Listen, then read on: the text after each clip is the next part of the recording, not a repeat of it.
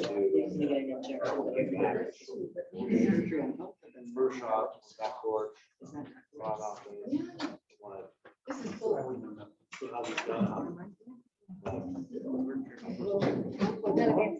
good.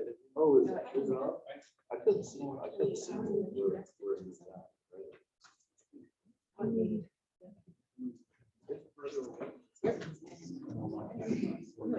Oh, yes.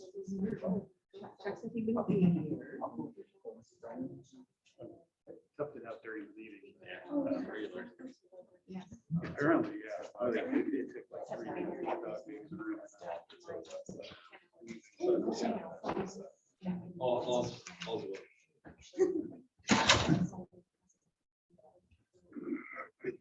John, did you hear from any like Patrick or Silas or Not that I recall. Joe?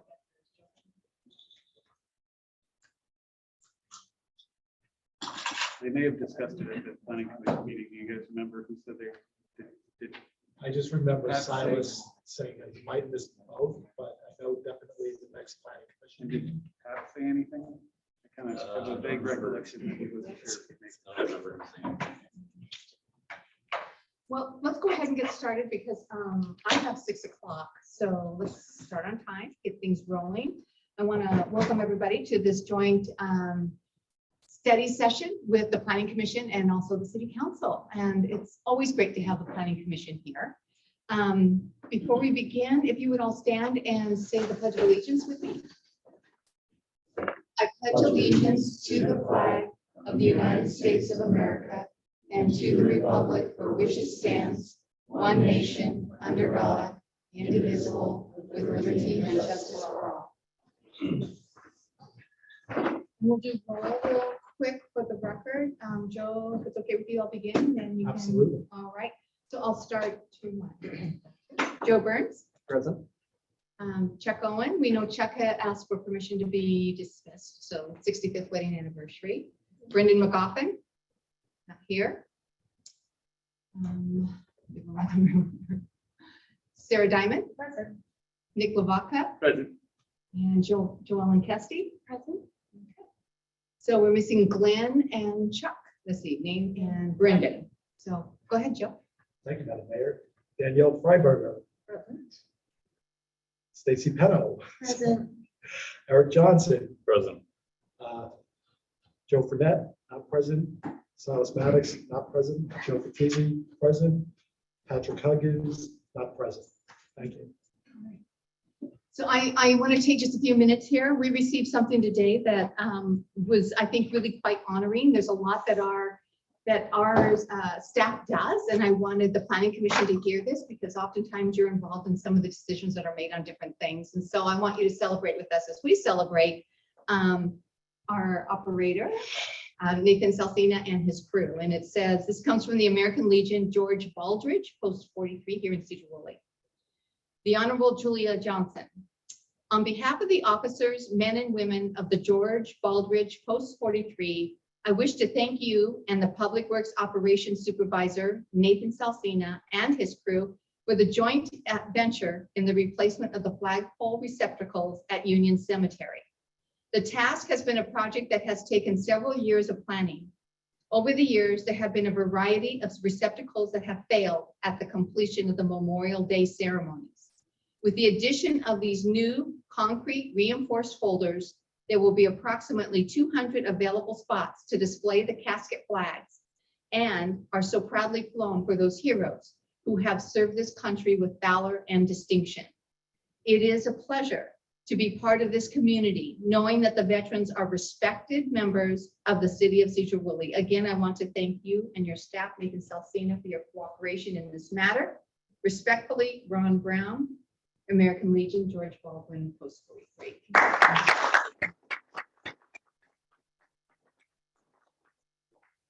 Oh, you keep it. That's for you.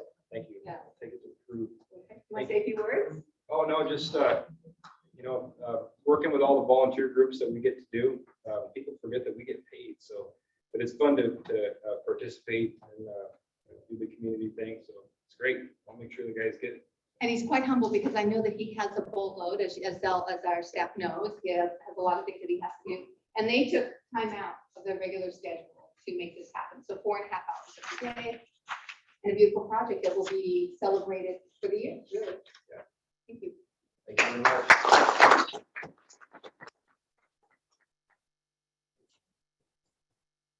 Before John takes the floor here with our first item, which is a discussion of the 2023 and future comprehensive plan and update processes.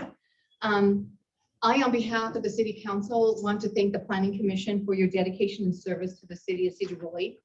I started looking at the things that you have accomplished this year, and I think it should be read into the record. So one of the things that you did do is you updated the transportation element of the Sedro-Woolley comprehensive plan, and that was part of the 2022 docket, but it actually spilled into the 2020, what we were doing later this year. You amended the urban village mixed-use parking regulations after the council set it back for review. You worked diligently on the recreational parks impact fee. With much professionalism and thought, you labored through a variety of materials like the stormwater manual, capital facilities plan, the land use element, all of which will have impacts on our municipal code. Most recently, you updated the Sedro-Woolley School District Capital Facilities Plan, which will affect the school impact fees, which the city collects on behalf of the school district. And you proposed updates on Chapter 3, additional standards to the Central Business District, as well as Chapter 11, definitions to the Sedro-Woolley Design Review Standards and Guideline Manual. You updated the capital facilities element of the Sedro-Woolley Comprehensive Plan to address the school's facilities, the school capital facilities plan. And currently you are addressing possible amendments to Title 17, which is retail use of the breweries and distilleries. You're looking at that right now, which could have a good impact on our economic base, especially if it's done right, if it's coded right. So with that, along with the myriad of other public hearings, which I know you all did, we thank you very much for the work that you have done. You help make our job easy. Your guidance we appreciate. We know you spend a lot of time reading all of this, studying all of this, talking about this. And I also want to really credit John, our Director of Building and Permits, because I know that his guidance has been really helpful in leading you through the process.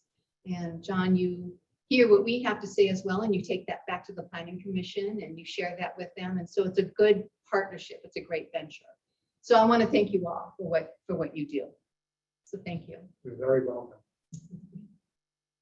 I'll turn it over to John. Thank you, John. All right, well, thank you for mentioning the Planning Commission recently reviewed the updates to the comp plan, and then at the last council meeting, haven't had a chance to tell the whole Planning Commission yet, the council passed the amendments as recommended by the Planning Commission. So everybody remembers that process. That was an update of various parts of the comprehensive plan, just to update things that have happened over the past year.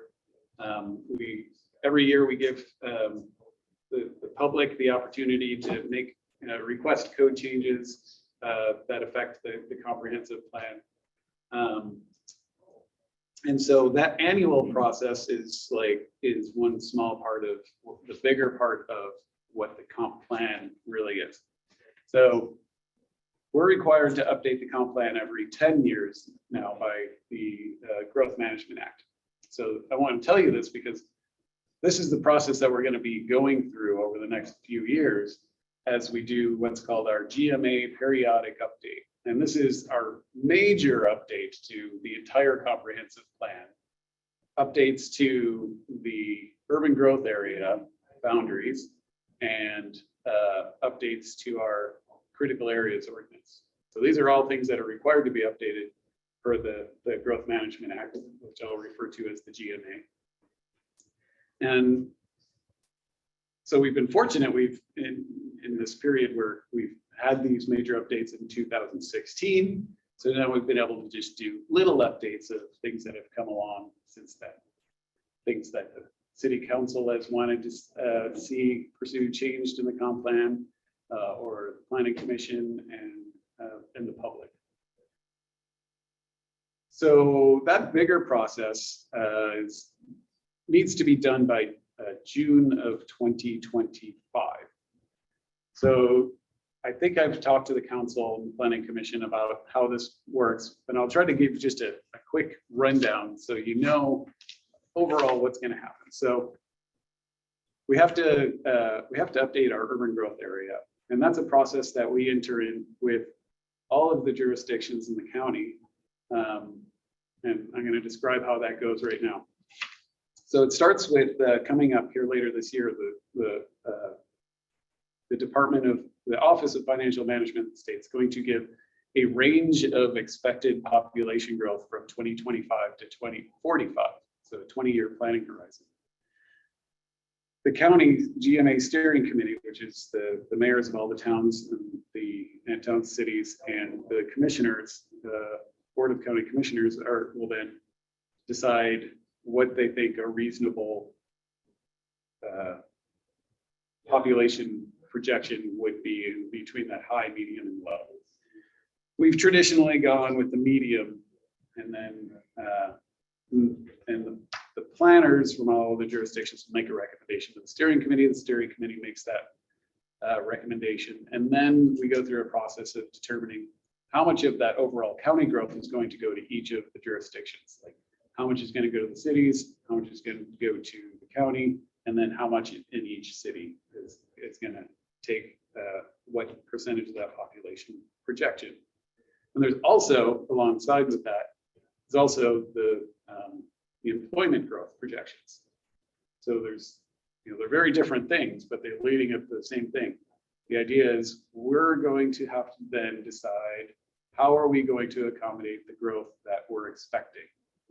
So we'll have a very long public process where we'll determine what our likely population is for each city, and that's going to happen again at the GMA steering committee part of SCOG, the mayors and the Board of County Commissioners will make those recommendations. And then the planning departments go through a process of trying to figure out how are we going to accommodate the growth, population, and employment.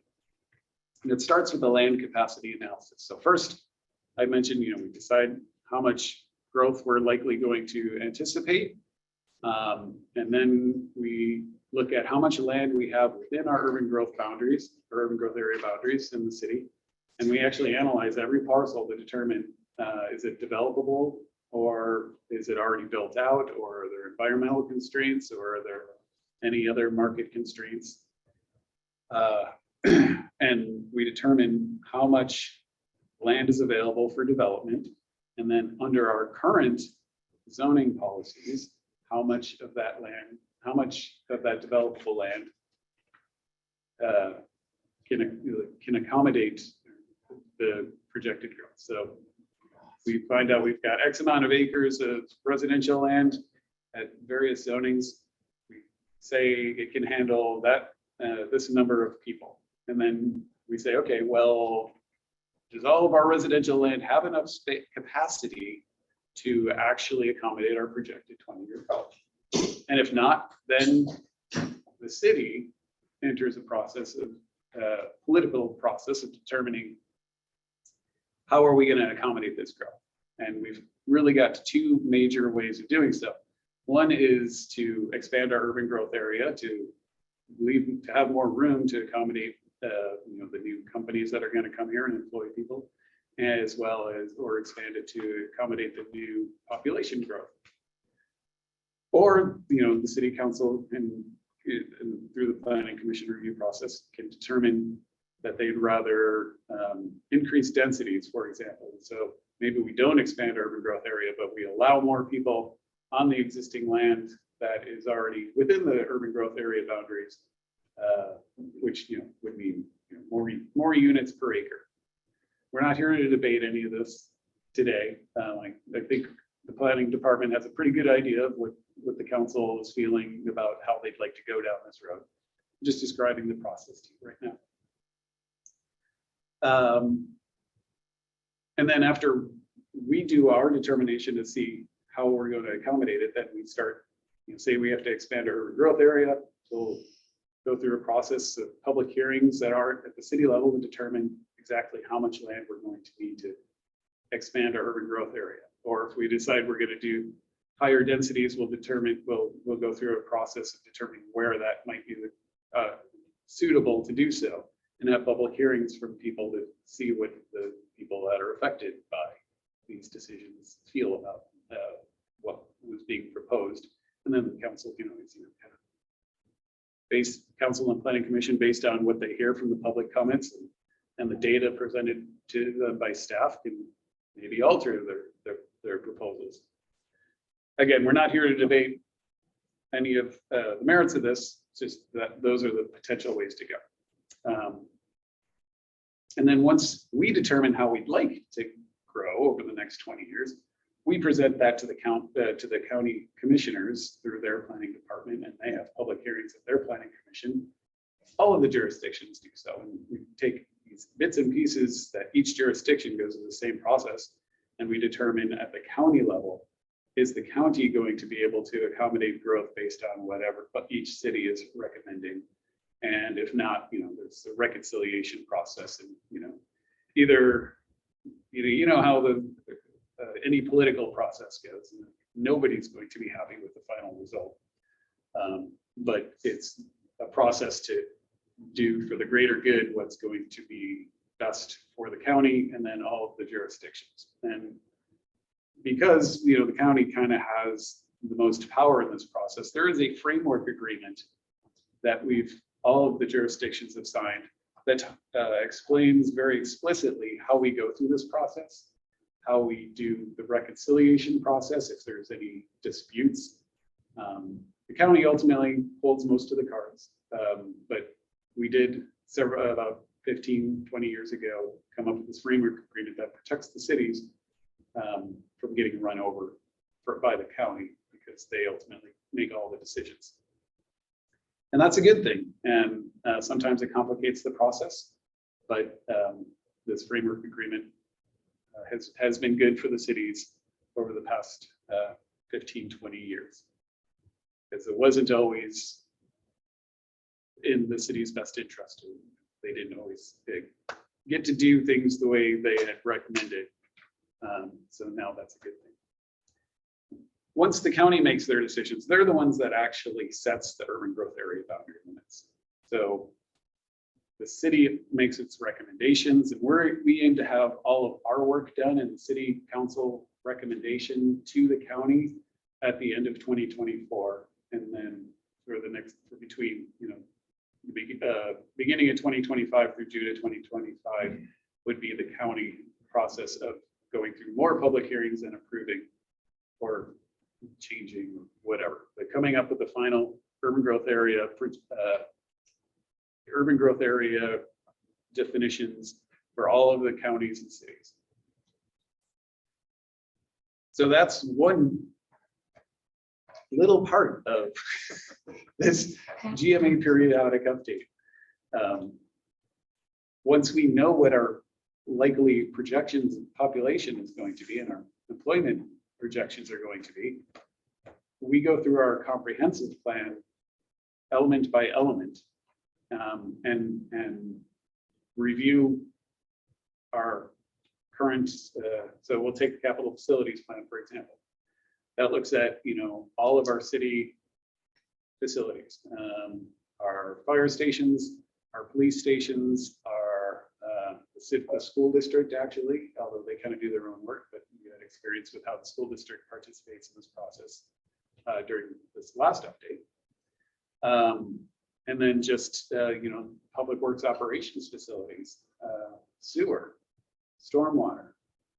So we look at, okay, we're going to be projected growth of X amount in 2045. So we look at the capital facilities element and say, okay, first we know we have these elements or these facilities. So we inventory everything that we have and the number of police that we have and fire and all of that.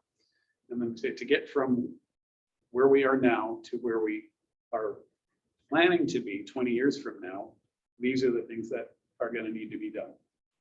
And so the police department's going to update their portion of the capital facilities element. The fire department's going to update their part of the capital facilities element. The public works department's going to update theirs. We may or may not have to update our stormwater plan or our sewer plan. We're going to be doing those in the meantime. So we just work all of these things together into that capital facilities element. And that is our plan to accommodate all of our capital facilities improvements to accommodate the projected population and employment growth over the next 20 years. We do the exact same process with our land use element, and that's kind of where we build in these urban growth area boundaries. How are we going to have enough land to accommodate all of these people? And how are we going to follow the state regulations for critical areas protection during this 20-year population growth timeframe? We'll also update our housing element. How is the city, what is our housing stock like now? We'll first do an inventory of, and then based on the policies that the Planning Commission recommends and the City Council ultimately wants to approve, how are we going to house these people? For example, is it going to be largely single family, or is it going to be a mix of single family and duplexes? Is it going to be areas where we allow higher density, such as apartments or the urban village mixed use area? These are the policies that we currently have in place and the tools that we have to accommodate the housing growth in the city. So that's a big one. Housing's become a really big deal over the past 10 years as the housing market's gotten really expensive and land supply has changed. So we're going to ask for help from a consultant to do an updated, very comprehensive housing analysis. And then transportation analysis we'll also do. And, Mark Freiberger updates that regularly, and he'll continue to do so based on the new data. And we'll do this for all the elements. Those are the major ones in the comprehensive plan that are worth discussing. There's also the Parks and Rec element, which we've been updating a little bit here and there, but we'll update that as well to make sure that we have enough parks and recreation opportunities to satisfy what we expect to be a good level of service for our citizens as the city grows over 20 years. So these are all things that are under the City Council's control as they make policy decisions between the end of 2023 and the end of 2022 and the end of 2023. So these are topics that are going to continue to come up, and we'll seek guidance from you. The Planning Commission will then run the public hearing process, and ultimately it'll come back to the City Council for their hopeful agreement with what the Planning Commission says, or we continue to run the process. And that's when we start early, because we have to be done more or less by the end of 2024. So that's going to be starting at the end of this year. Thrown in there is also we have to update our critical areas regulations. It's also a requirement of the Growth Management Act, is that we review that and make sure that it's still compliant with best available science. And so we'll be doing that as well during that process. So there's a lot to do during this periodic update.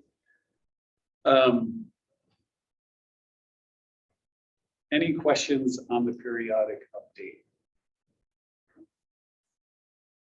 I actually have a question, but before I do, I want to make a note for the record that Councilman Brendan McCoffin is here with us, and also Planning Commissioner Patrick Higgins has also joined us. So for the record.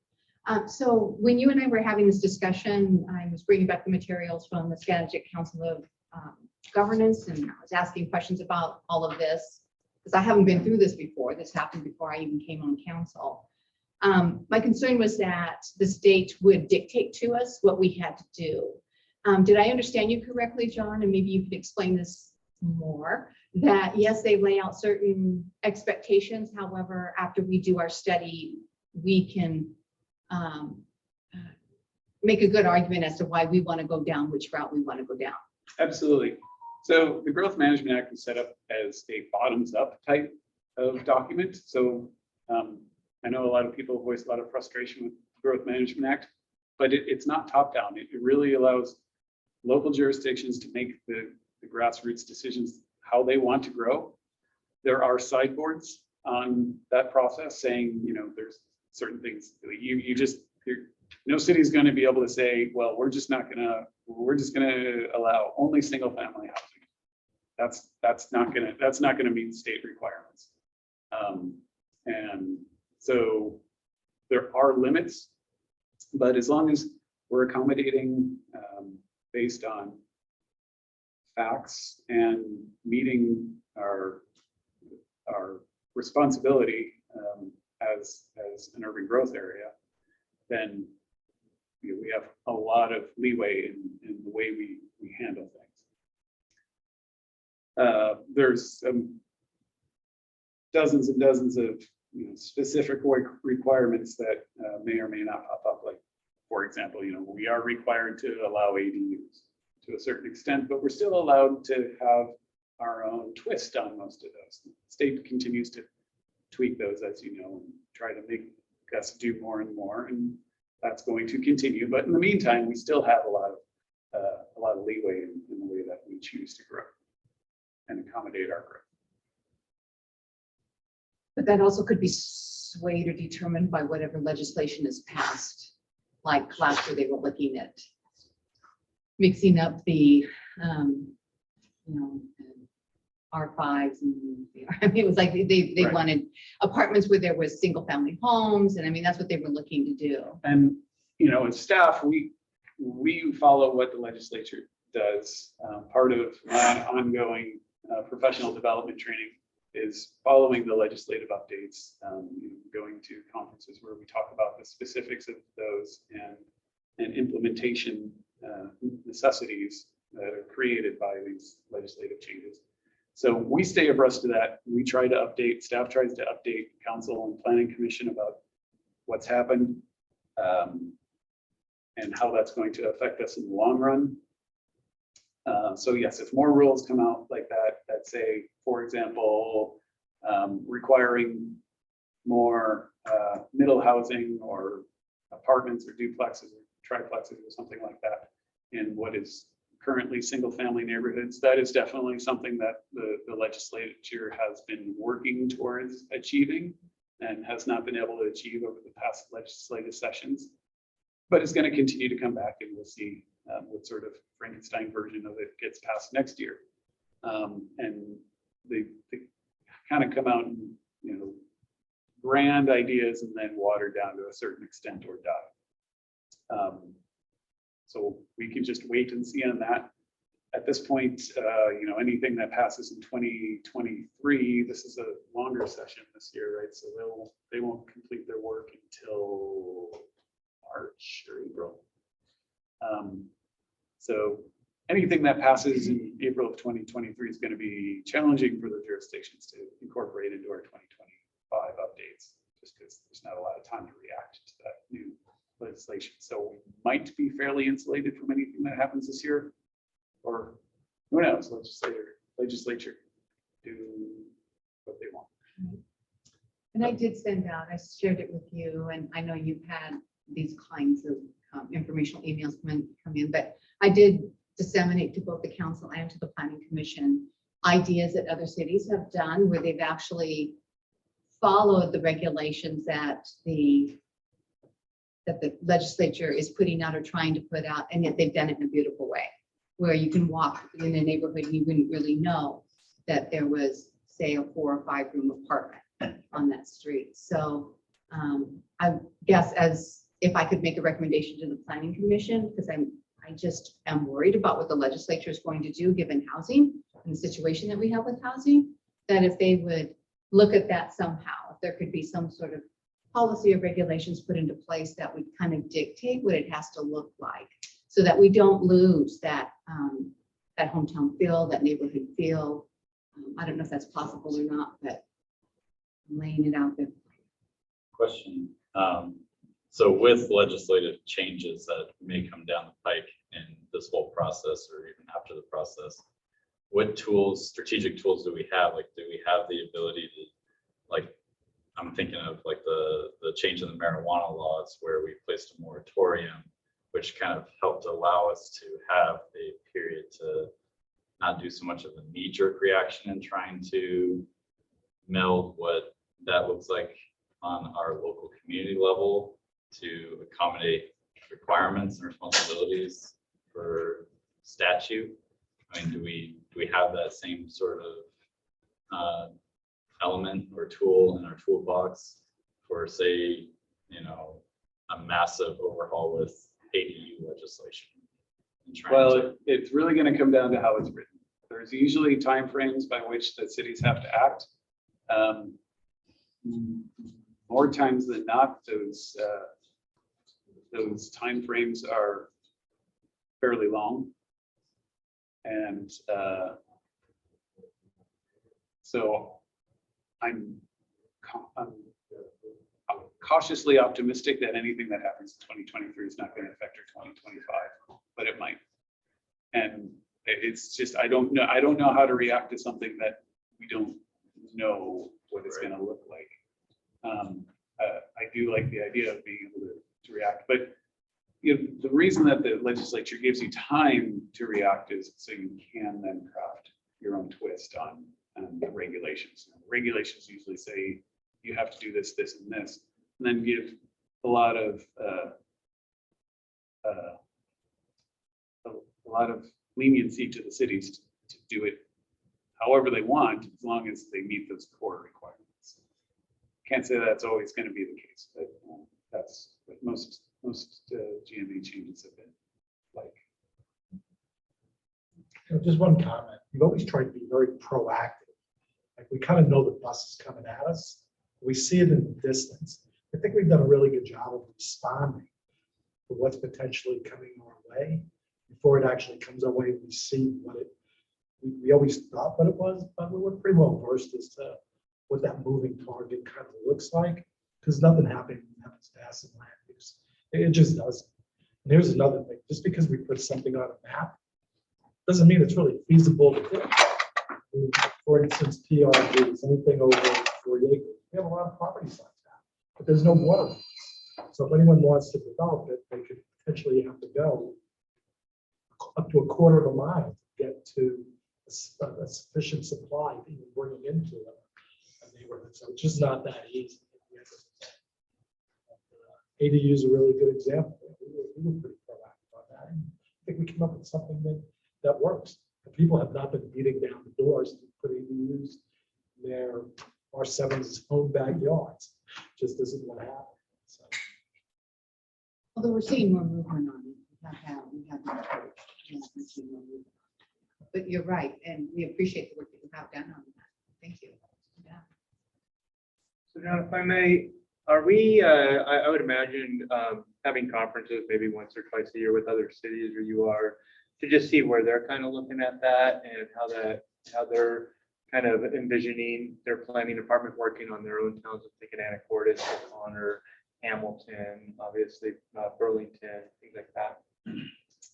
So I mentioned there's a plan, what's called the Planners Group, the Technical Advisory Committee to the SCOG GMA Steering Committee.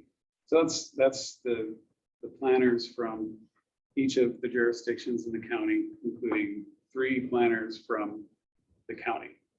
And we meet monthly to bi-monthly to talk about these things. Now, we're not in this GMA periodic update right now, so we haven't been talking about these specifics of each jurisdiction's how they're going to handle it. But we are talking about the process that we're going to be going into as we're all prepping for it to start later this year. When we do start meeting more regularly, then yes, all the planners are in the room together and we're discussing how each of us are attempting to handle it. And that's really important for us because we're all trying to work towards the same goal as accommodating the projected growth for the next 20 years. And we really have to work on it together because as we divvy up the population projection, obviously Mount Vernon gets the lion's share. And, Hamilton and Concrete, they're not going to take much. What we do is we generally look at our historic growth, what has been the trend line in each jurisdiction, and we kind of start from there and then run it through the political process to see if that's what each jurisdiction wants to do. So yes, the planners locally are all communicating closely about how we're approaching this. So it's a lot more smoother as far as the outcome. Everybody's kind of, everyone's in their silo, but they're also working outside their silos in a bigger silo to make sure that the overall. And yeah, yes and no, because it starts as we're all in the room together like this, having a discussion about where we think the county's going to go. And then we have a process to say, okay, we think we're going to grow about this much. And Anacortes says they're going to think they're going to grow this much. And we kind of, does that, we do the math, and does that meet our projection for the city, for the county and the city? And if so, then we go off into our silos and we do the hard work of the land capacity analysis and studying our own policies and urban growth area and working locally to accommodate what we've agreed at the county level to try to accommodate. Say, can we get there? And if so, how are we going to get there? We spend a year working on these things at our planning commission and city council level before we go back to the county out of our silos and try to then reconcile all of our siloed work.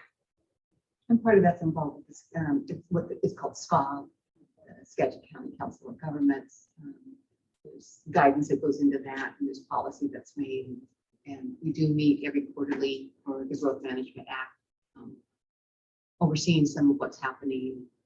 So a lot of what the TACT group does, we hear about, and we do have some influence in that. So it's kind of a good balance. It's a check and balance. Is there I know the modeling software for projected growth is costly in a lot of cases. Is there a way to have a collaboration with the communities in the county to get a modeling software and then just kind of see where that throws different areas, or each one borrows it or has a license agreement to that, or is that too much? So it's part of our collaborative work at the technical advisory committee level. SCOG is they're the administrator, so they've got 3 planners over there that work mostly in transportation, but some growth management stuff also. And they're going to be kind of the lead on the determining just kind of doing all the math for us.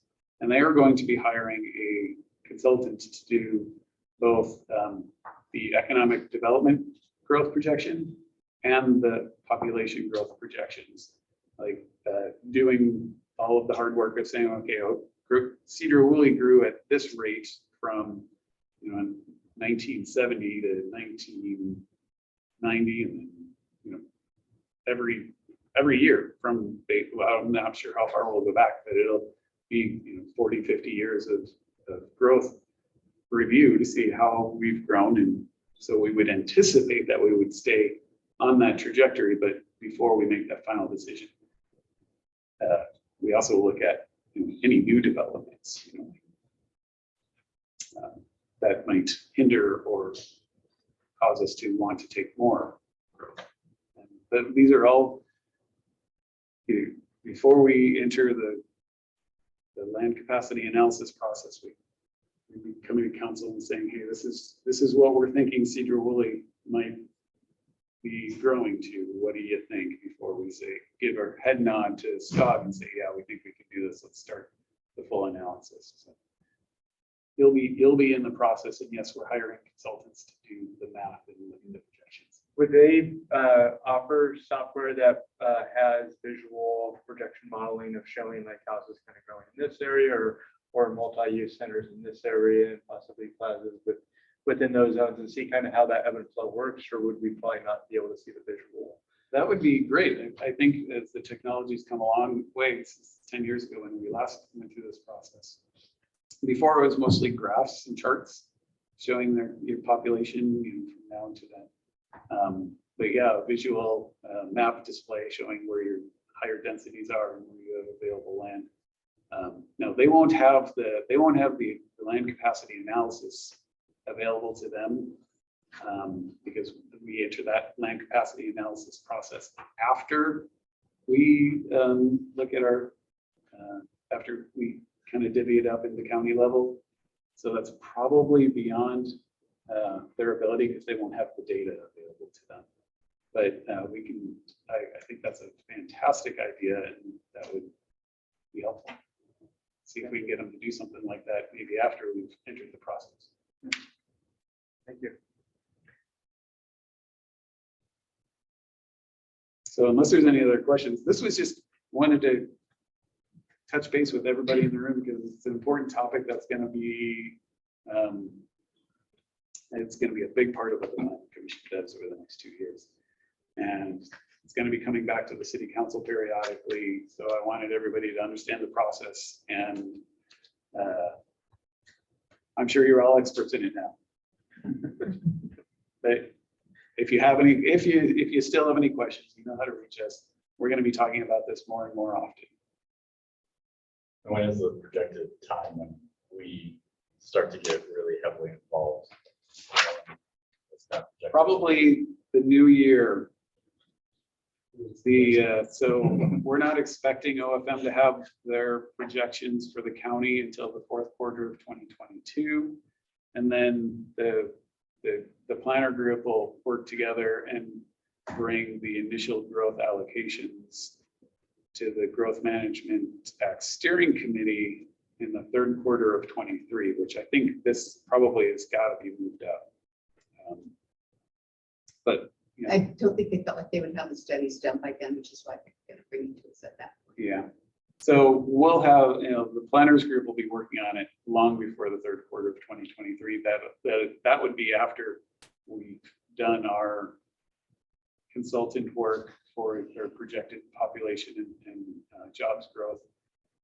And we've kicked it around at the planners level, not doing full analysis yet, but just like does it seem like politically where we're going to go in the third quarter of 2023.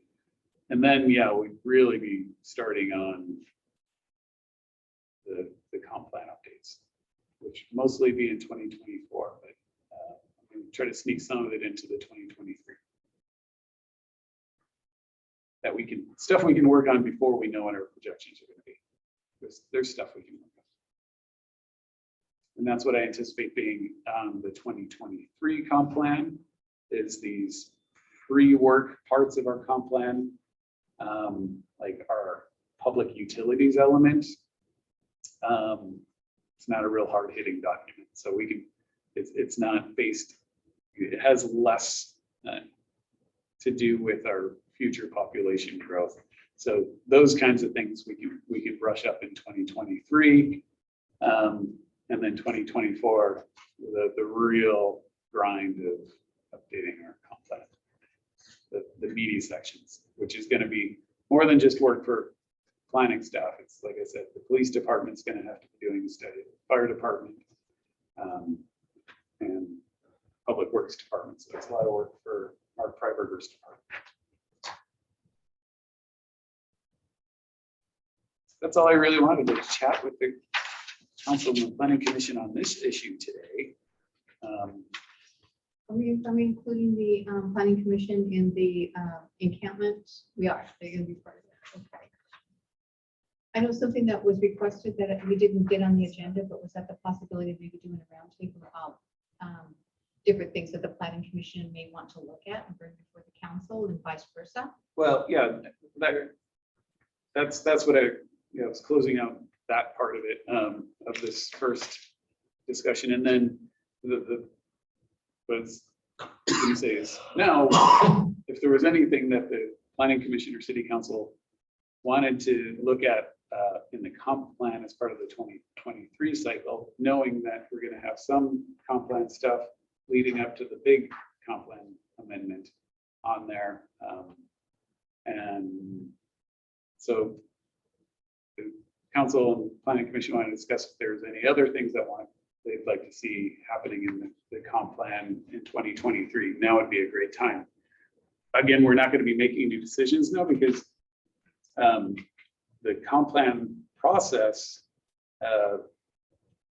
is open to applications to the public for comp plan updates until mid-January. So then in February, we're going to have another joint planning commission city council meeting, at which point then we'll really say, hey, these are the things that we think we really want to address in the 2023 comp plan. But today was a great time to kind of kick around some ideas and have an informal discussion about what you might like to see done in 2023, and then you'll have the next several months to think about it amongst yourselves and maybe come back with a clearer picture in February. So that is the opening for the casual conversation about what might be of interest in 2023 comp plan update. So I'll throw it back to the next. So, and I'm going to throw it right out to all of you. So is there anybody who'd like to start this topic off? Just want the clear picture. In our strategic planning session, we kind of talked about incorporating the R15s into the R5s. I bet you guys probably caught that when we did our meeting as far as the higher density growth. I don't know if that's part of the 2023, or we won't really know until legislative's passed on what they're doing. But like what you were saying, Joe, is getting in front of it by looking at that aspect and getting the feel of what the council's comfortable with, as well as understanding what's going to come down the pipe from legislation. Now, we put a couple of things in place that are now coming online, specifically the urban village mixed use concept, where in order to handle the density, we're going vertical, which you see pretty much everywhere, especially in British Columbia, which I'm a big fan of. So we're all wondering, did we create the Bride of Frankenstein or something really effective and beautiful? So I'm pretty excited to see both of those projects, the BYK and RJ Group projects, go online and see exactly how that works. Because that R15 is it's a good zone, especially when you go up. So let's see what happens with what we put in place. But we have been flexible to see what's been coming our way, and we've looked at different concepts. We've had hearings where we've had people participate, especially on the developer side. We've gotten a whole earful of a lot of things, but I think we've dealt with it effectively. We have a lot of things coming in place right now. So let's see what happens. Yeah. We got some good things going on in this now. Exciting things.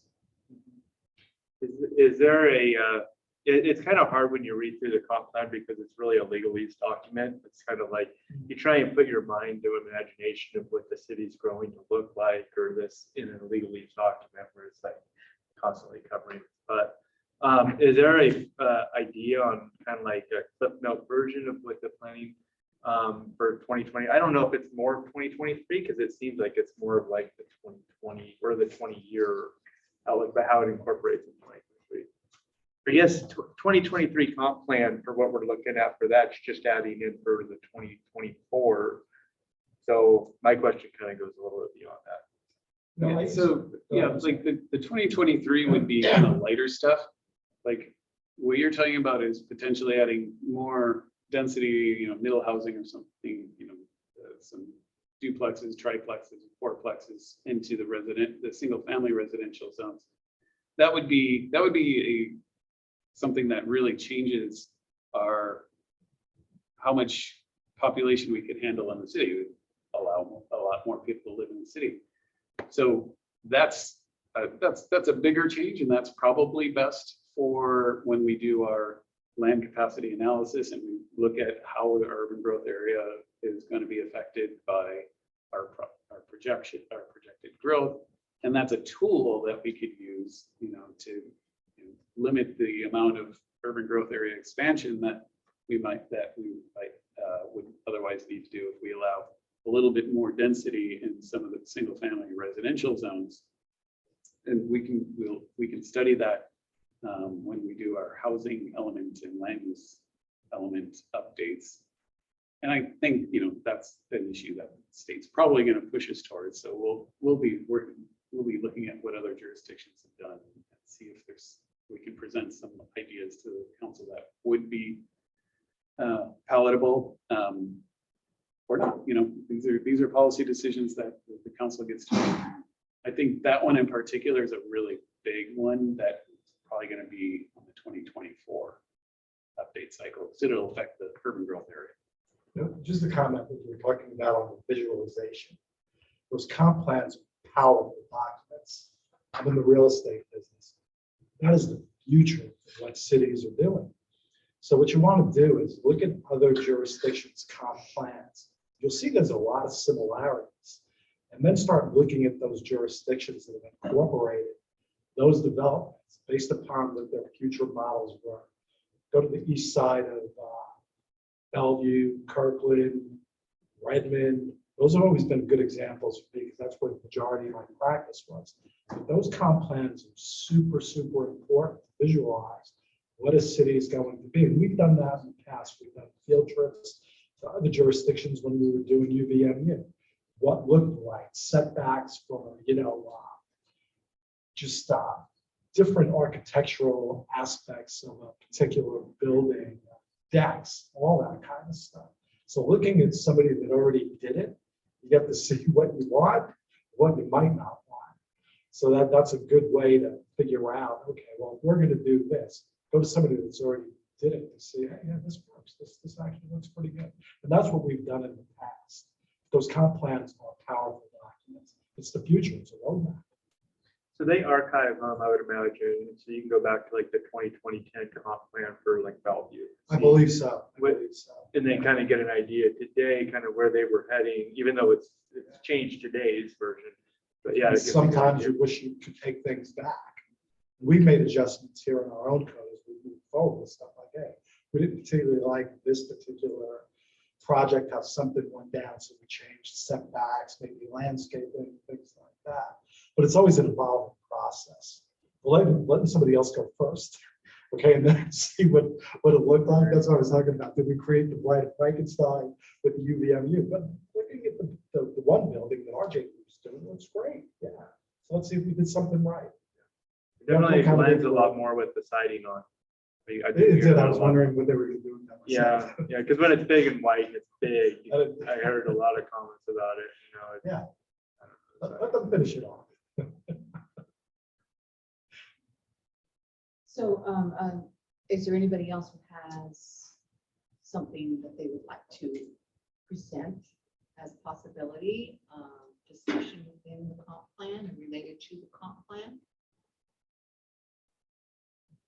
So your recommendation, John, for this next, as we're leading into this major review, is maybe not so much making recommendations on more meatier comp plan revisions, to kind of maybe hold back on the reins on that a little bit until we get further into that process, or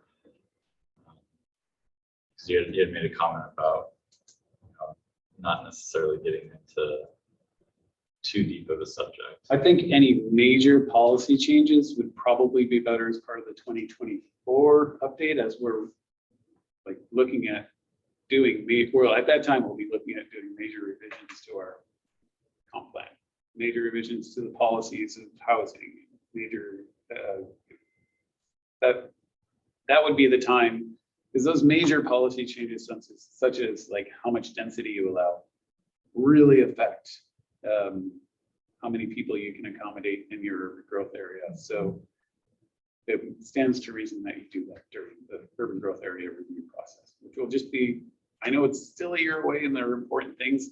And I hate to kick the can down the road on important topics like that, but we're going to be in it neck deep come next year. So I don't know if it's a great idea for us to try to take it on this year without doing the whole meal deal. Unless it's something to relate it. Is that, I heard you say that, unless it's related to the comp plan itself, the changes that we're going to be making. Well, yeah, all of the changes would be comp plan related. I just don't know if we want to make any comp plan changes that would affect our, our land capacity analysis at this point. It also gives us an idea to see what's coming out of Olympia, right? So we don't know what that train's gonna look like, but we know it's coming down the tracks. Yeah, it's been derailed twice. But their attention. I think one thing that I know I've brought this up before, I know other planning commissioners have brought this up before as well, and that is the idea of actually taking what we have right now and beautifying it. So for example, tree-lined streets, especially in those blocks, those areas where we have historic homes, maybe putting together some sort of policy that dictates what kind of trees can be planted there, something that, you know, are not high maintenance or the roots grow into sewer system. But that's one thing that I would like to actually see happen. And I guess the other thing is that I know we don't have much say so over this, but are there options for redoing sidewalks so that in those same areas where there are we want this to be a walkable city. It's pretty hard to do when we have sidewalks that have huge gaps in them. So I don't know if that can be addressed or not. I mean, we do already have a policy in place that talks about, we leave it to the owner to take care of that, but is there something more we can do? I don't know if there is or isn't. I gotta be careful because Public Works is, not planning's domain. So I don't want to speak too much for the Public Works Department. I think we can definitely do things like have the planning commission work on recommended tree types and that shouldn't be hard because other jurisdictions have books that about street trees. There's a Seattle book about street trees. Which trees are good and which size, which ones heave sidewalks, which ones drop horrible things onto cars. And I know that our guidelines we have in our code some trees, and we have some, taking the Public Works Department standards, they have some street tree discussion also. So we can definitely help them out by doing more work at the planning commission level to address those sorts of things. And, I know Public Works Department doesn't want the sidewalks to be heaved, and so these are all important things that if you want the planning commission can look at that. Would it be, would it be something that if they're looking at doing that, in neighborhoods such as like that historical home district, we can maybe see about a grant to move the power lines underground in those, or start moving toward that direction around the city, as far as like one street at a time, 1 year at a time, and eventually not see power lines out? Yeah, so these, those are actually policies that we put into our comp plan that would actually need to be put in the comp plan. Say like underground existing power lines to. That one's in there for future growth, I believe, right? Or is it there for the existing if the modifications are made to those? So I see what you're saying, that they're not going back retro. There may or may not be.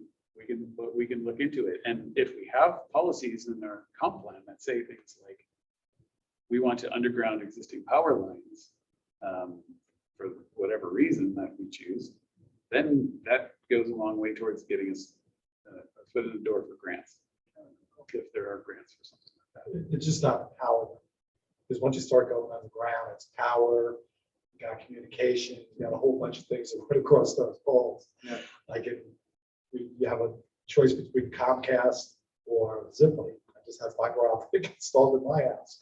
I love it. So that's going to go on the ground as well. So it would be an it would effort. be cool. Yeah, it'd be great.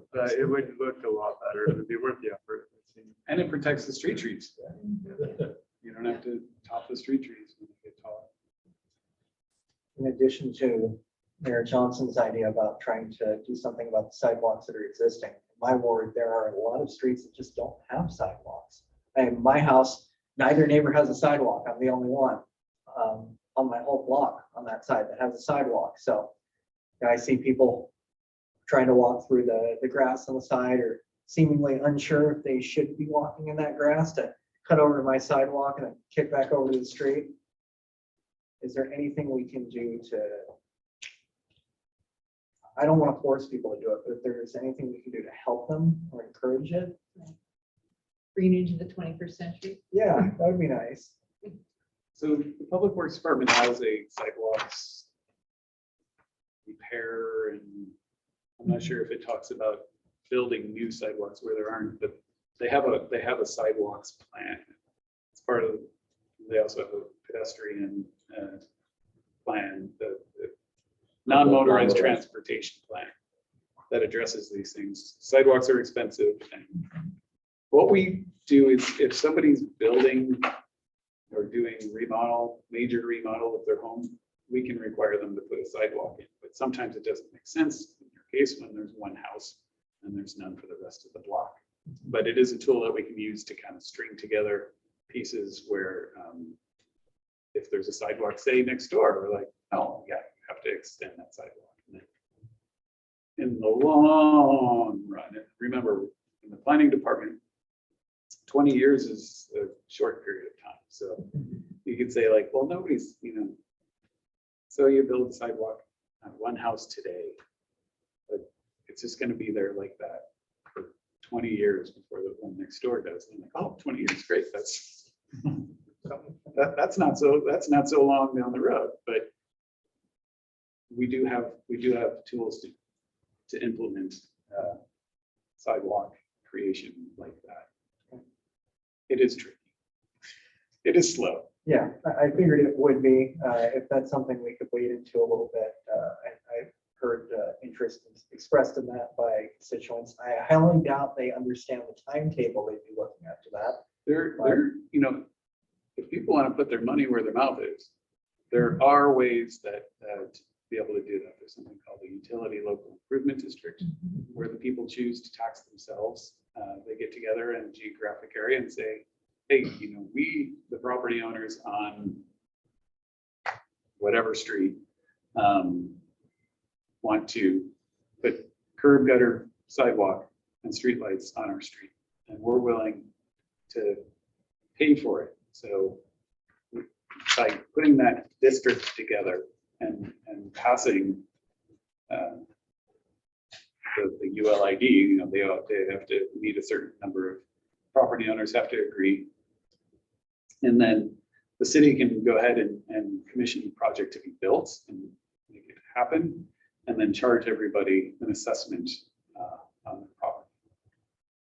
We've done this with sewer in the past on State Street and other various places. It's been a long time since we've done anything like this.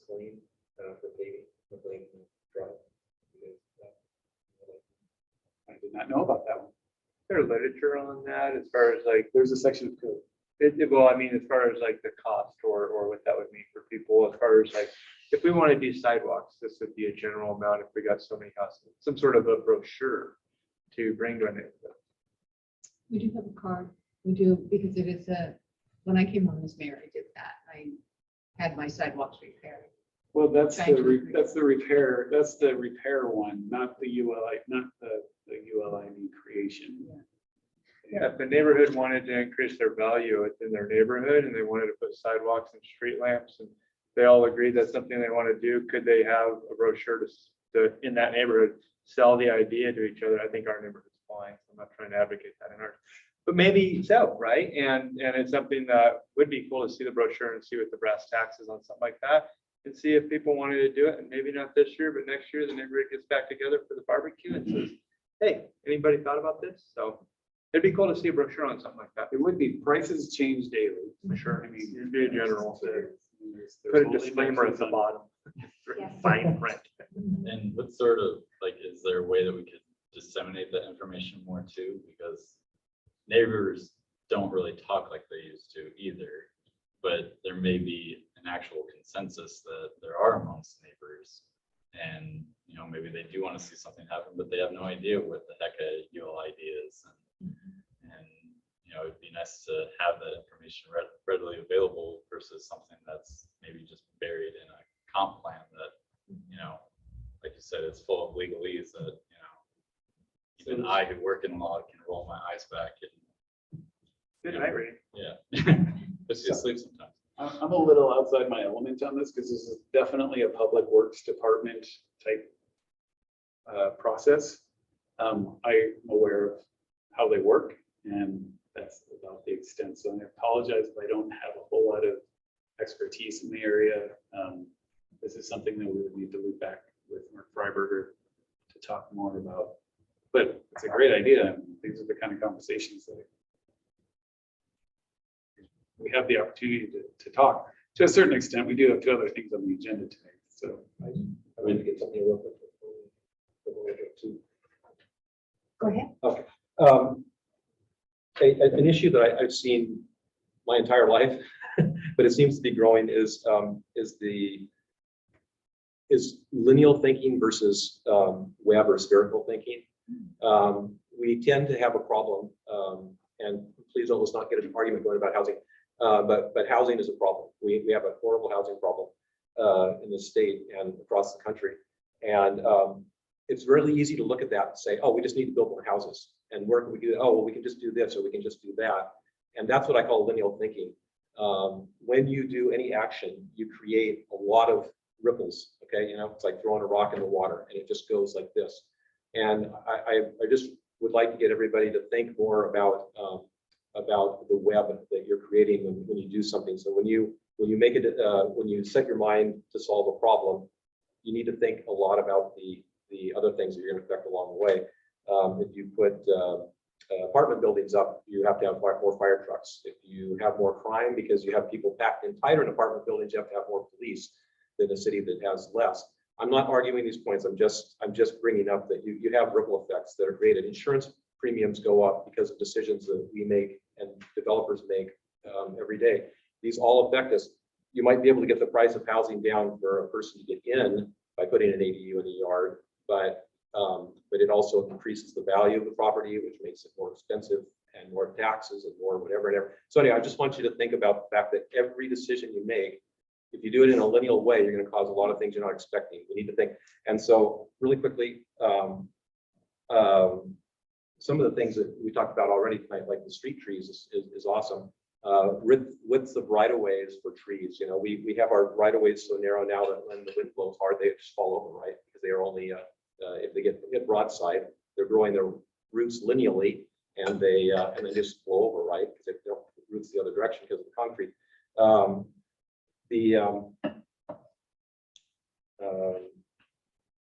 So one of the things I'm really worried about is when we follow other cities' jurisdiction, we look at their plans. Okay, well, we need to do this with our comp plan, or we need to solve this problem. What are other cities doing? Well, we should look at what other cities are doing, but that doesn't mean we follow them specifically, right? So if every other city in our jurisdiction is building a bigger, hotter heat island, and that's going to be a problem in the near future, we need to be thinking about how we're going to add that density and not create a bigger heat island, right? Otherwise, we're just following other cities down the same path to the same bad end that they have. So again, I'm just begging everybody to think more spherically about our things, and I think we all do, but we don't want to rush to really quick solutions that seem like silver bullets that may or may not be silver bullets in the end. Enough said. So Pat, I appreciate what you're saying, and thank you for sharing that. In the article that I mentioned earlier, that's exactly what it talked about. So I even have examples in my neighborhood where there's a large home, it's a beautiful home. They made it into a fourplex, but you wouldn't know it looking from the outside because of the way that they have done it. So there's things like that we can do where we can actually support that kind of housing, and yet it doesn't have to diminish the way our neighborhoods look or even the feel or the look that we want of the town. So yes, I appreciate, thank you for sharing that. Getting back just real quickly, so some of the stuff that we were talking about, you made mention that it's more in the public works realm. Would it be possible that at our next session together we could put that on the agenda so that Director Freiberger could be here and maybe answer those questions? Because I agree with you, and it's a subject that's come up quite often, and it seems like since I've been on Planning Commission, it's come up almost yearly, is the whole beautification and landscaping, because I think there really is something to be added to that. I think that it really adds to the historic element of our town, which I think is what we all love as people who live here and grown up here, but it's also something that has always attracted others to come here as well. But then also kind of looking at it from that web standpoint of how does it affect fire? Like if we plant a whole bunch of trees, does that impede upon firefighting? You know, to pick on one example, you know, there's crabapple trees I've heard citizens talk about up on Gateway Heights that, you know, it's a great concept to have having the trees, but like what kind of trees, you know, does it create a nuisance within the community that is, you know, unnecessary? So it'd be nice to be able to have that discussion. Maybe that's a good opportunity at the next joint meeting as we're talking about actually moving forward with with comp plan revisions. Because I think that these are all great topics, and I would love to have Director Freiberger's input on that, and really kind of push forward with kind of a framework of how we want to tackle those issues. Actually address them instead of just talking about them. Thank you. Anyone else before we move on to our next item? Okay, hearing none. John, I'm going to turn it back over to you, and we're going to be talking about encampments. All right, shifting gears.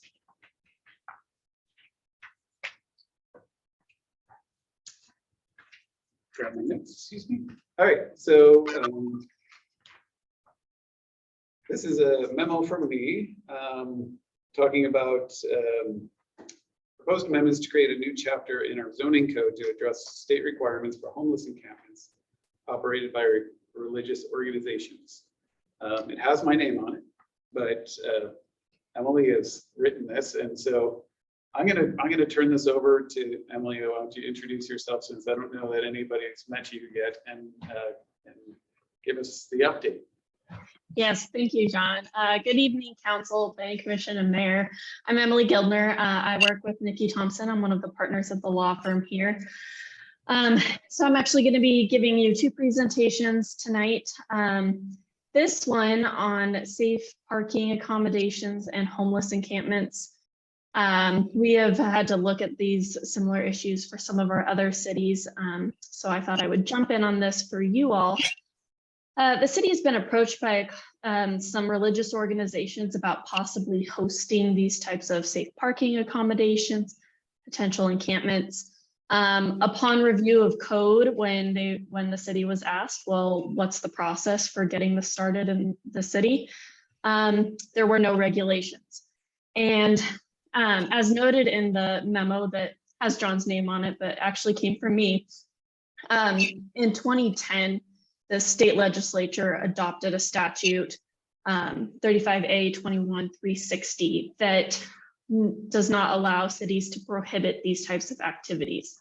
So without any regulations, they are allowed to be hosted by religious organizations within your city, with only the requirements set forth under the state statute or those requirements that are set by the religious organization. With that in mind, we thought that we wanted a little bit more regulation within the city limits as to when and where and what kind of public input is going to be provided, so that the neighbors and the community have an idea of what is going on. Since this is the first time you are seeing it, I'm going to walk through the proposed amendments a little bit.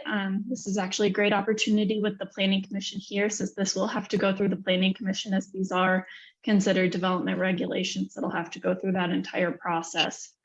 If there are questions, feel free to let me know, but I'm going to go through this first and then we can go over this. This is modeled after the city of Mount Vernon. The city of Mount Vernon has a little bit more flexibility in their code because they adopted these regulations prior to 2020. 2020, the state legislature adopted additional amendments that further limited some of what cities could do as far as timeframes or amount of encampments or safe parking accommodations that are allowed within the city limits. So there's two parts of this. The first one has to do with actual homeless encampments. So that's really what you are thinking of, you know, when you think of homeless encampments, when there's tents or cars or anything set up in a specific area. That is under this proposed amendment, that would be a permitted process. Again, right now, that could come in without any permitting by the city. And so we've laid out some of the permitting processes here under 17-110-020. So this would be an entirely new chapter within your city code. So this is limited to religious organizations because that's what the statute allows us. At this point, we don't have any limitations necessarily. We just can only limit it to religious organizations. So that's what we've done here. So it'd have to be some sort of church or other worship facility or owned by them as part of their mission and their religious expression.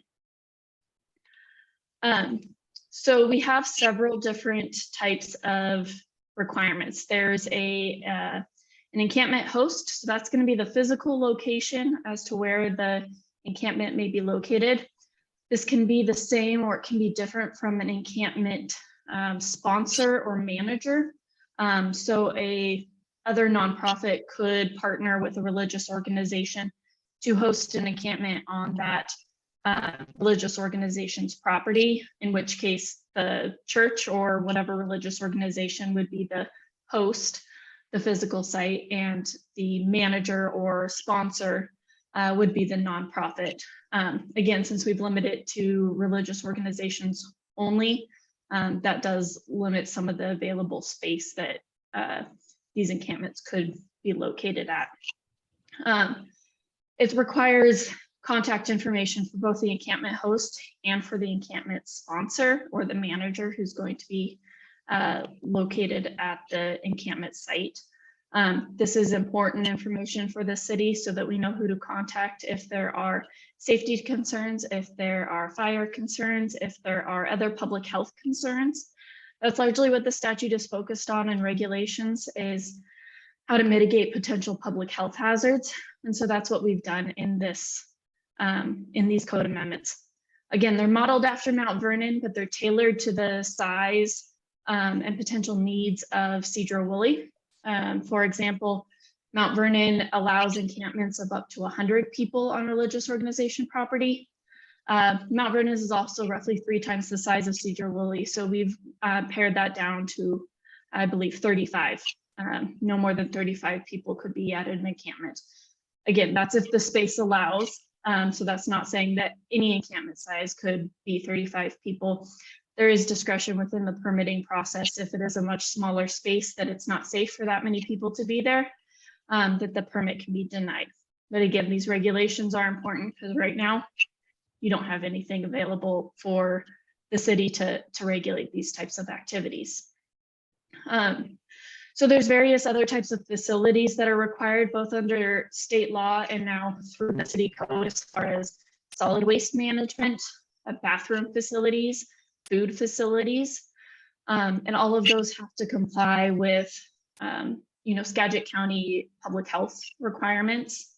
And so a site plan that shows that as far as where those facilities would be located, how people would be able to access them. And again, this is important so that the city can make sure that there aren't public health hazards either to those who are in the encampment or to the surrounding neighborhoods. So we've got some other requirements as far as transportation, a transportation plan. So we'd have to make sure that it's not going to be blocking other parking for citizens. In my discussions with John and the mayor and a couple of other staff members, we were concerned about, noise and light affecting other residents around. So we have some various screening requirements as far as fencing, requirements that, you know, any type of generators or anything that makes noise throughout the night would have to be cut off at, I think it's 10 p.m. we have in here, to ensure that it's being as least intrusive on the neighbors as possible, again, within the confines of state law. So this would be a type 2 permit under your code, which goes through the administrative process and gives the planning director some discretion to review these. And if you have specific questions on that process, I will refer them over to John, as I'm not as familiar with your permitting process, but that's how we've set it up.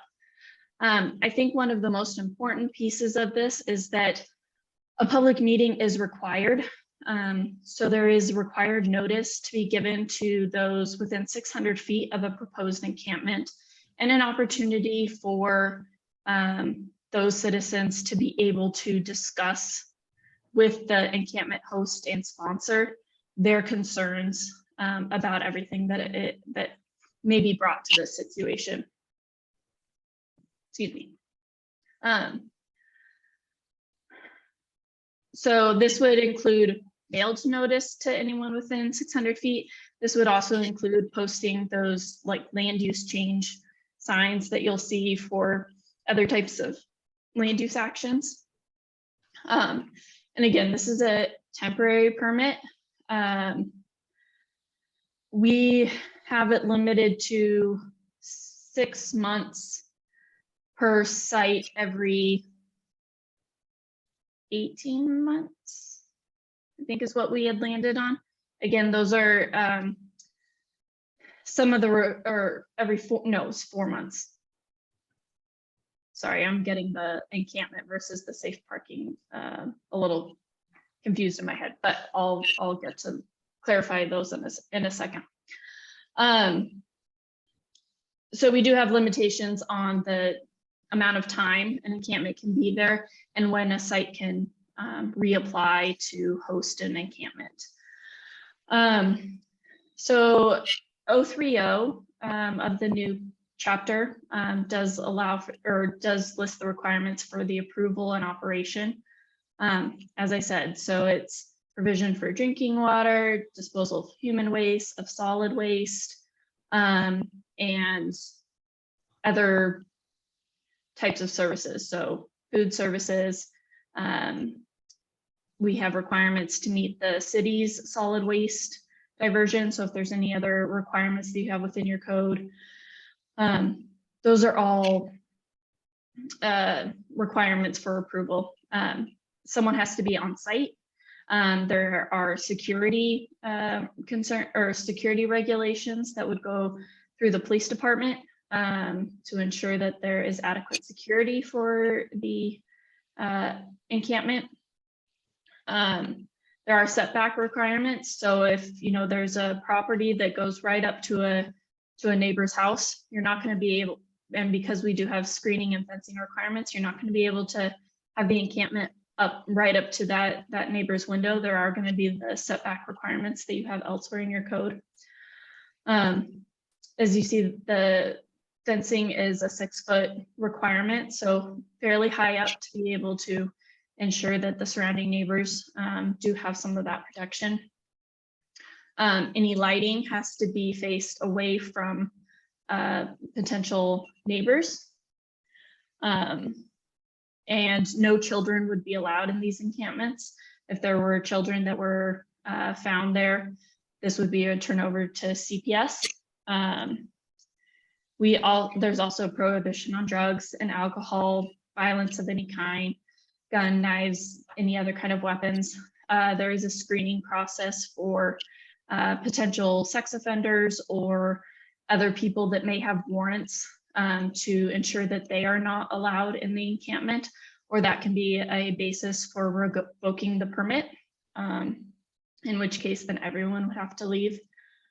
Again, a prohibition on no open flames, no trespassing. Any of these things, if they were to be violated, could result in the permit being revoked and the encampment needing to break down. So there are some protections for the surrounding neighborhoods if these encampments are not observing the rules that have been placed. There are also quiet hours. I believe we've put it to 10 p.m. to 7 a.m. So again, there's limited impact for the surrounding neighborhoods. Additional access for fire or medical in case there's an emergency.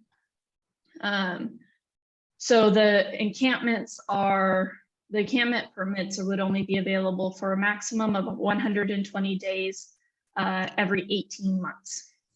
So it can't be more than about 4 months at one location, and it would take another 18 months to be able to reapply for that situation. That doesn't preclude a sponsor or a manager from applying at a different physical location, but we have set a spacing requirement of 750 feet from the previous location. Again, to, as much as we can, encourage any of these impacts to be spread out over the community, and so that one neighborhood in particular isn't bearing the brunt of these potential encampments just because they are located closer to a religious organization that may have more capacity. There are some hardship exceptions. Again, this is required by state law. Each of these permits has to be reviewed on a case-by-case basis. And again, that's a requirement under state law to be able to look at that.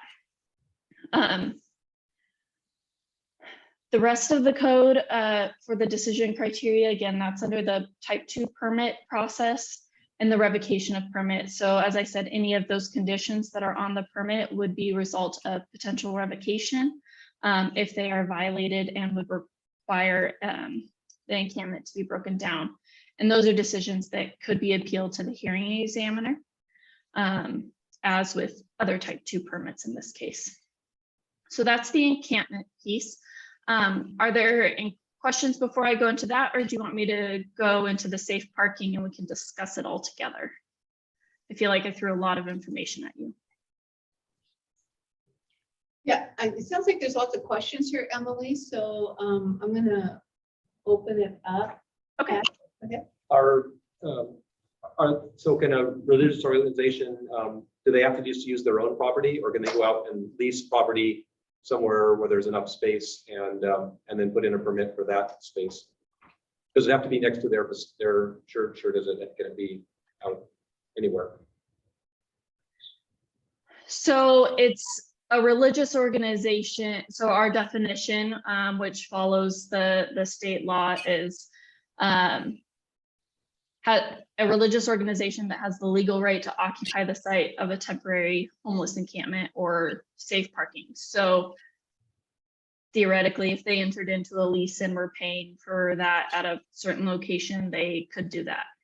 So it's between them and the landowner, and not just on their own property. Correct. Yeah. The land, whoever is the landowner would have to agree to that as well. What if that site isn't permitted for that particular use? So here's an example. Let's say somebody has a really large parking lot and the commercial property isn't being utilized anymore, or whatever the situation is. That is not permitted use for housing in that particular zone.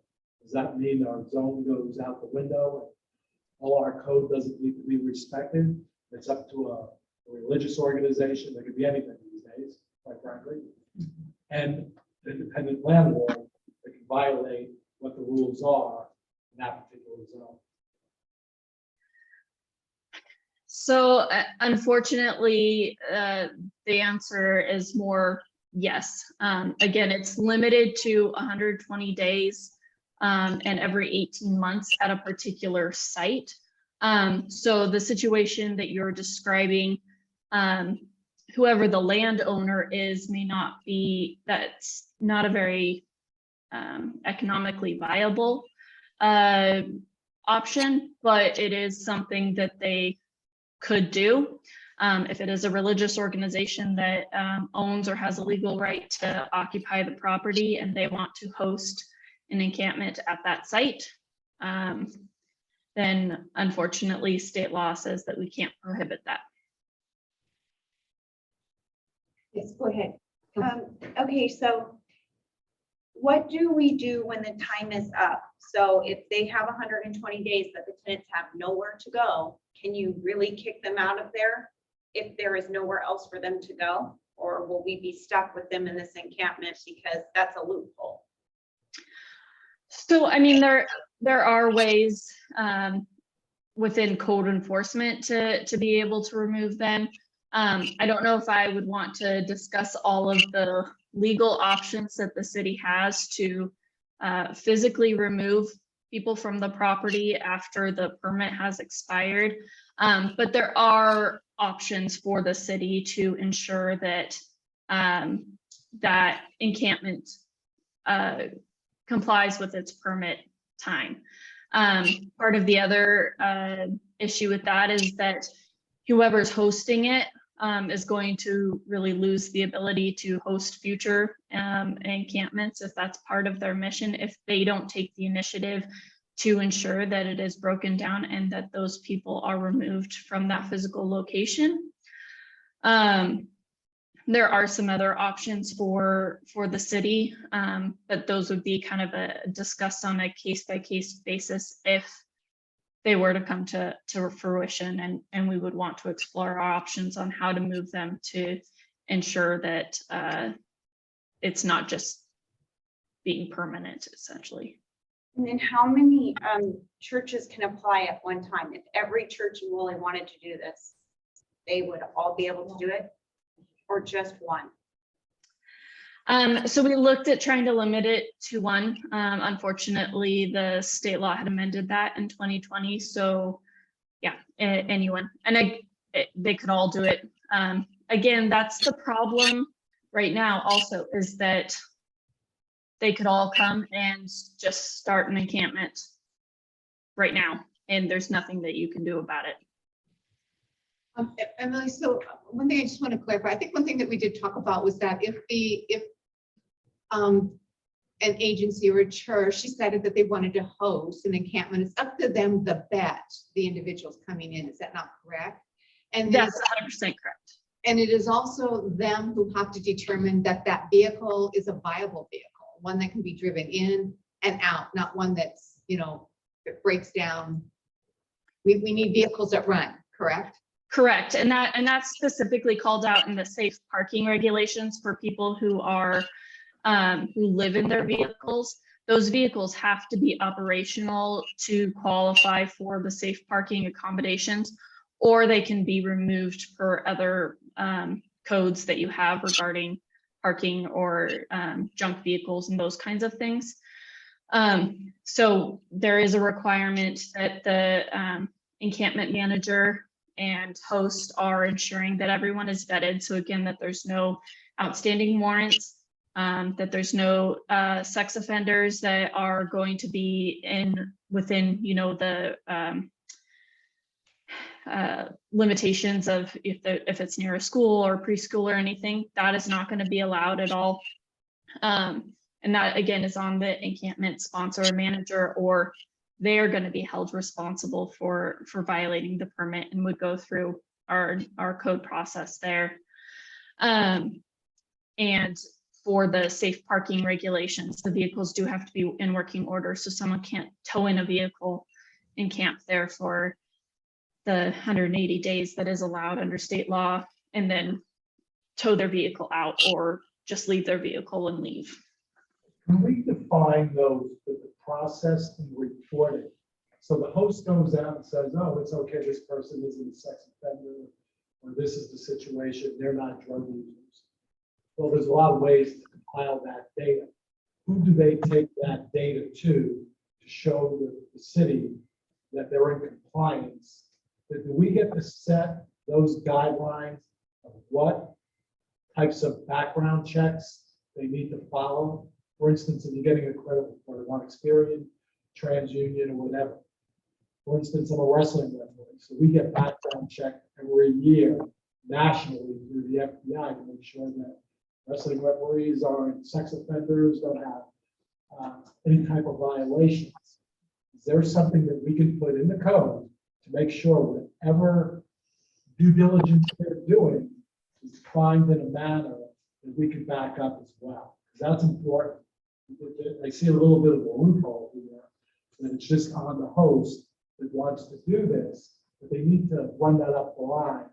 We need to make sure that that data is valid. Would you agree? Yes, so under the current proposed code, that is all part of the security measures. And so we've left it actually a little bit open-ended that they have to provide us with how they are going to, so it's including the criteria for rejection of a resident, their code of conduct they're going to establish for the encampment, the neighborhood security patrols, how they will implement any outstanding warrant or sex offender background checks, and whether any of the residents may be ejected based on the results of those checks. They have to provide us all of that information. And then during the permit process, it'll be reviewed by the planning department, by the chief of police, by the fire chief, those kinds of things.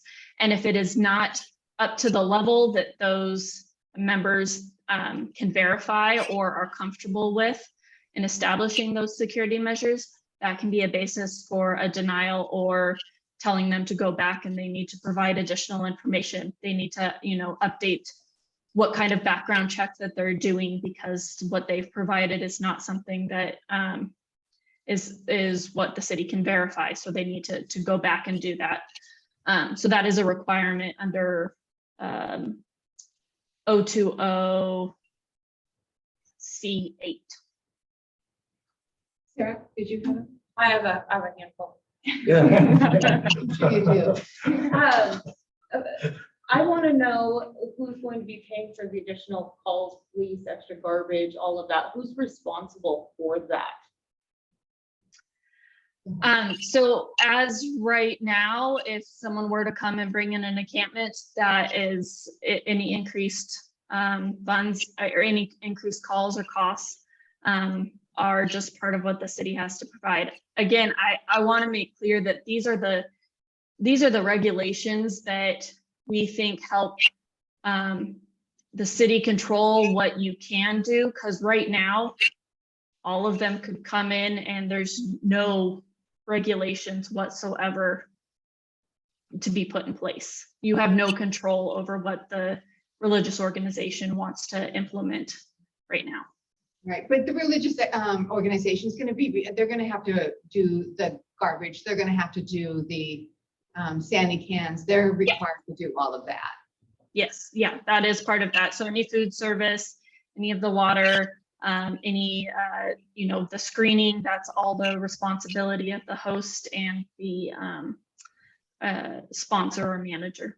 And I'm actually, in regards to that, more concerned, because that's clearly outlined, but I'm more concerned with our first responders in the sense that they're already stretched thin with the calls that they're going on to facilities with licensed care people already staffed, multiple calls a day. And now they're going to a facility that we're being told we have no control over what's going on there. The amount of calls that are happening, there's just a possible manager on site or manager available by phone call that's going to be the person of contact.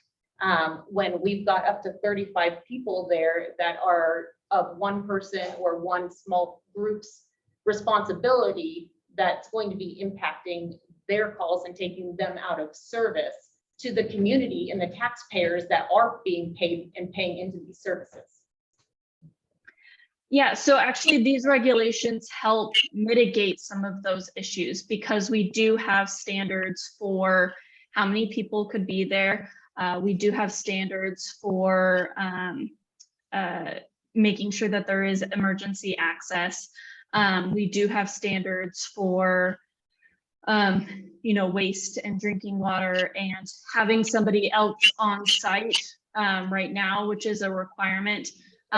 To ensure that those things are implemented and hopefully that there is, someone in that kind of buffering zone to deal with smaller issues because someone is there without having to have to call the police because there's no one else for them to turn to.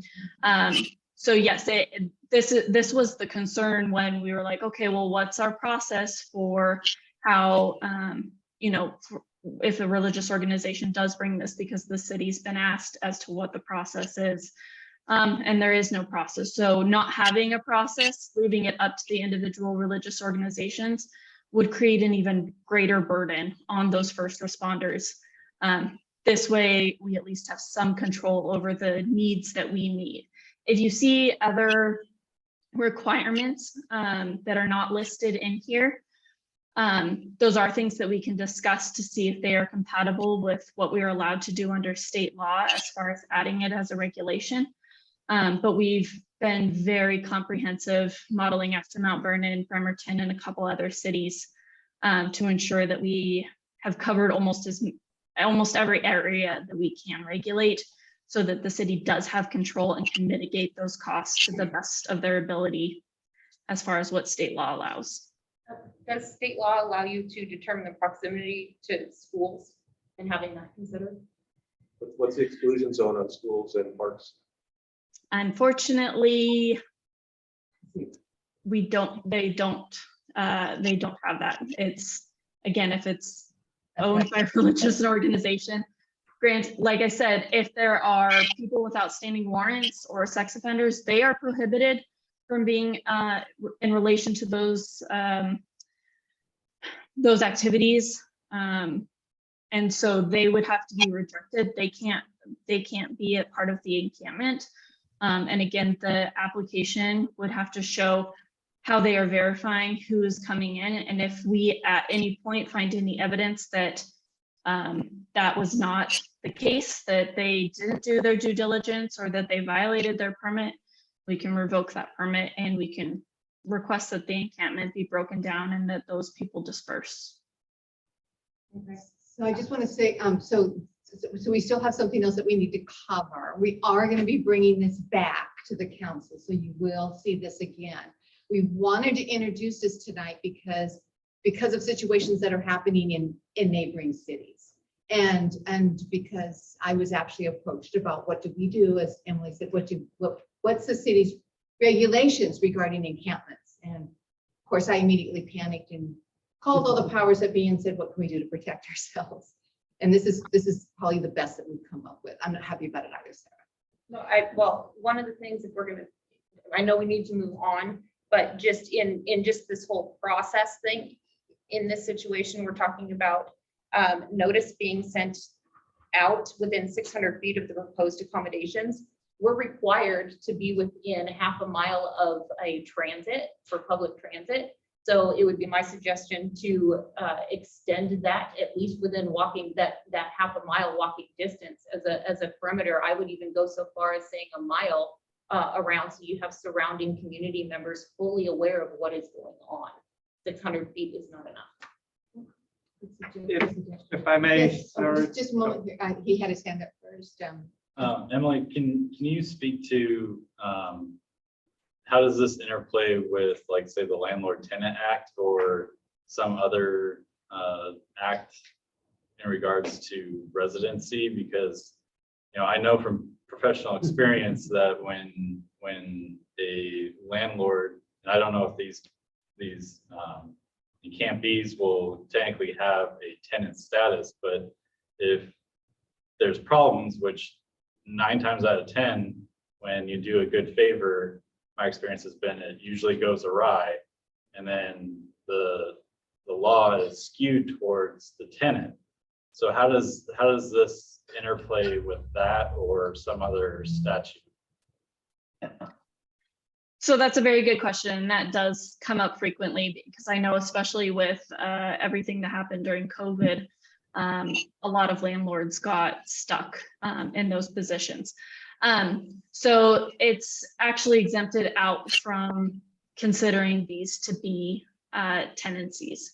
So, and especially if we have the regulations in place to make this a separate permit and we're following the state statute in that case, This is not going to be considered a landlord-tenant situation, and where we may be stuck with having people establishing any sort of squatters' rights or any of those other types of concerns that have kind of skyrocketed in the last couple of years. This allows us to really limit what that scope is and control the encampment to simply be a safe place for this setup for a specified period of time, and then again to extend it out to other locations within the city so that one neighborhood is not impacted continually. So just a quick follow-up to that then, is there an actual process in place then if they are exempt from landlord tenancy for the religious organization to evict problem, and for lack of a better term, tenants that may, plop themselves down these encampments?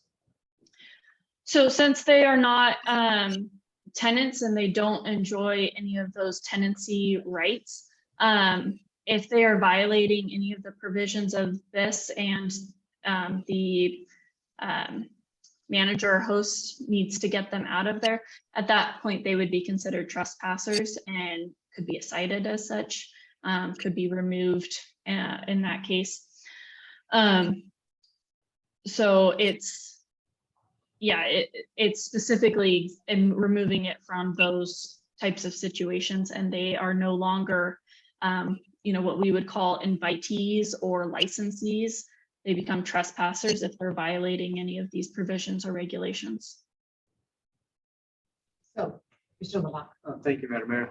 So Emily, I would just add on paragraph 5 of the ordinance, it says no more than one temporary encampment shall be permitted in the city at any one time.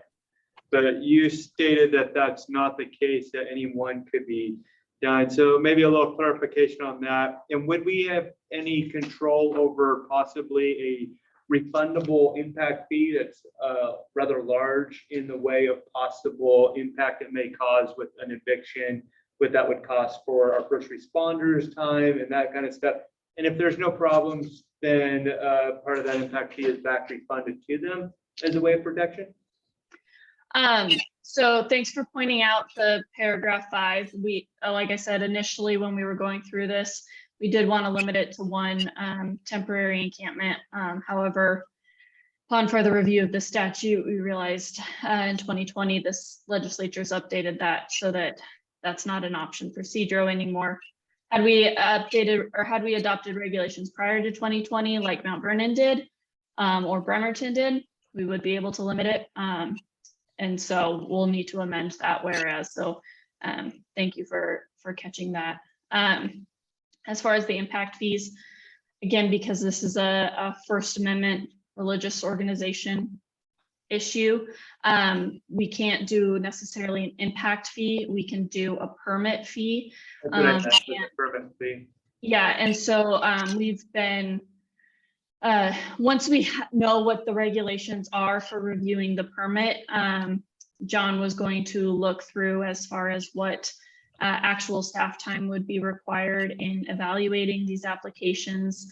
And we can impose a reasonable permit fee. We don't know what that would be at this time, but essentially it's just to cover staff time in processing these applications. So that would be planning department staff, police staff reviewing it, fire staff reviewing it, those kinds of things. But that's the extent of the fees that we can impose upon the religious organization.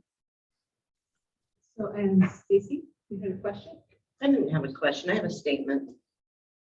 I'm on the other end of all of you, I guess. I am very upset with some of the comments I've heard tonight about homeless people themselves and being stuck. And, we have a homeless problem. We're not as bad as Seattle. There's something that has to be done. Everybody always says, what can we do about this? Now there's something that somebody's trying to do. Maybe you don't like it, but they're here already. They're in town. I see them all the time. I had one break my son's antenna off his car the other day at an intersection and whacked the windshield with it 50 times. He took off. This guy's crazy. I admit there's some cuckoos out there, but they're trying to help some of these people. So I have to say, I'm very upset with the way every one of you have acted. I really, all of you have acted and what some of your comments have been about this. Something has to be done. We're going to have to approve something. That's what I'd like to say. Thank you.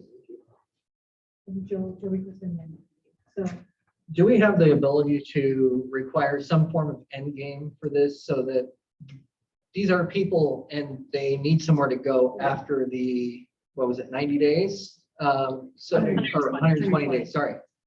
Is there anything we can require that they have a plan as to what's going to happen at the end of that 120 days so that they have some place for them to go, presuming that they haven't figured out something else? The person or the organization? The organization having a requirement or having a requirement on the organization that they know where they're going to try to move these people to, that there's some reasonable plan that they're working with another church in another town or working with a church across town, something like that, so that at the end of that 120 days, we don't just have a whole bunch of people who've gathered who are now absolutely homeless with no place to go. Or we settle. Or, Yes. yeah, well, or Thank you. services, getting them into services like Seattle's doing. Yes, anything of that nature, I guess. That is a good point. I haven't seen that in any of the other cities, and I haven't seen that addressed in state law. So that is not something that we had considered. Our consideration kind of said, well, what happens if they want to just move to the church across the street? And so that's where we implemented the larger one.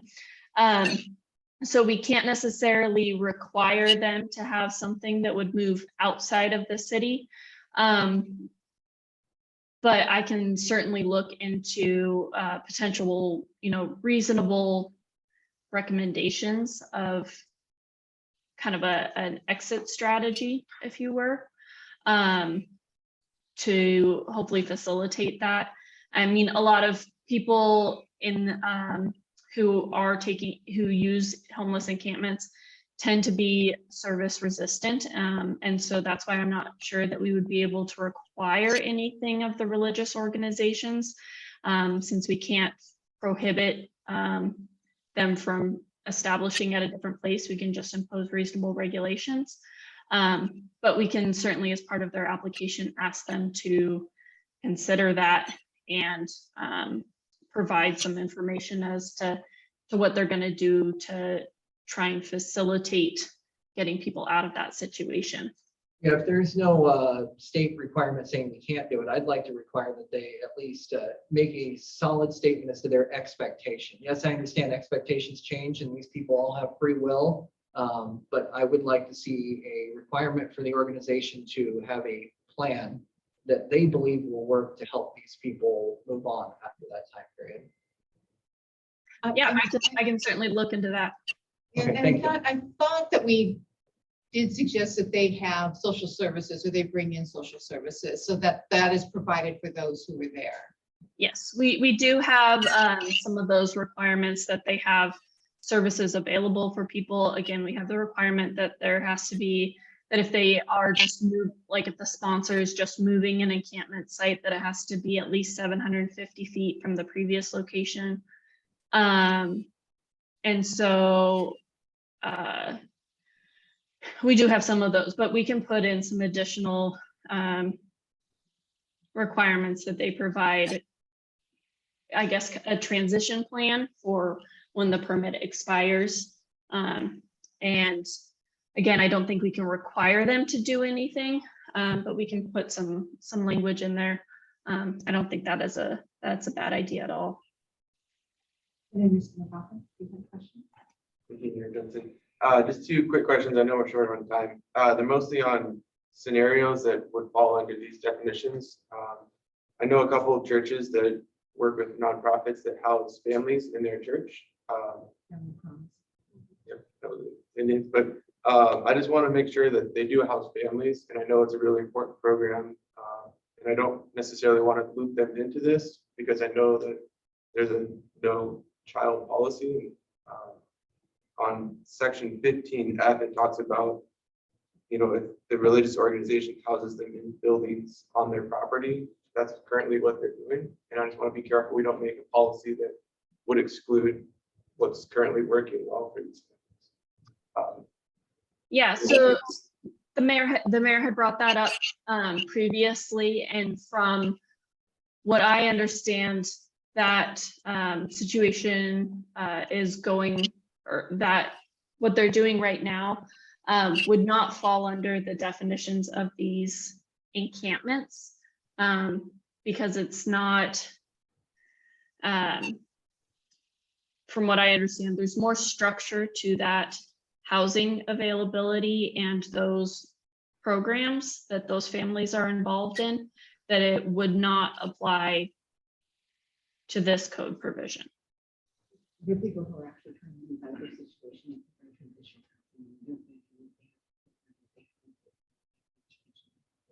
much different, more structured. It's a good program. Sorry, Yeah, just the second one. yeah. I had talked to a community member that works with the homelessness quite a bit, and on the draft, one of his concerns was during the summer months when it can get really hot. Every once in a while, there's a heat wave where some organizations like to set up something like an encampment for the homeless to come to, you know, to get water, shelter, fans. And typically there's not 30 days notice, the heat wave is coming. So that was just the other scenario I'd like to just bring up so that we properly write the code so that it incorporates our ability to let people still do that type of activity. Yeah, so like that, or with extreme winter weather, because again, we don't have much control over that. There is the hardship exception, so it does allow for some of that flexibility if need be.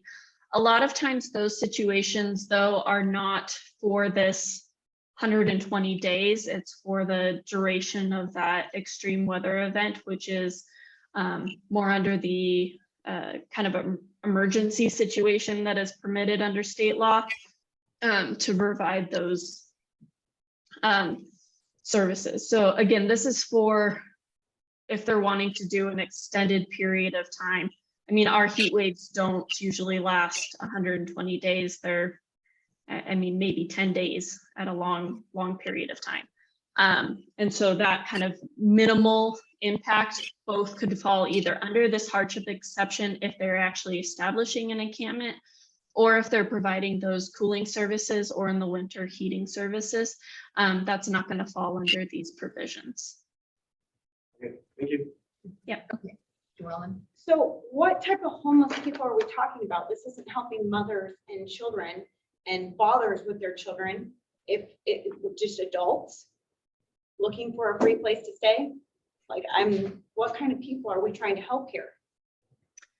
Well, at this point, this isn't, these aren't regulations for necessarily helping any particular group. This is establishing the standards that if this were to come into the city, what you can regulate. Because at this point, again, you don't have any options. If someone wants to go and set up at any one of the church parking lots right now, all they have to do is follow state law, and you have no decision over that. You have no regulations over that.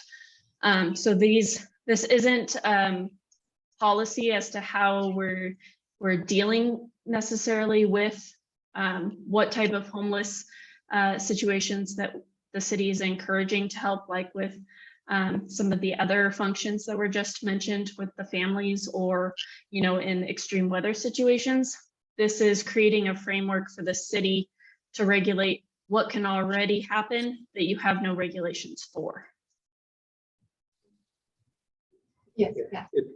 This is like everything you have, the whole landlord-tenant law in the state of Washington and every state in the United States is created for 1.5% of the population that breaks all of the rules and does all the things that they shouldn't do.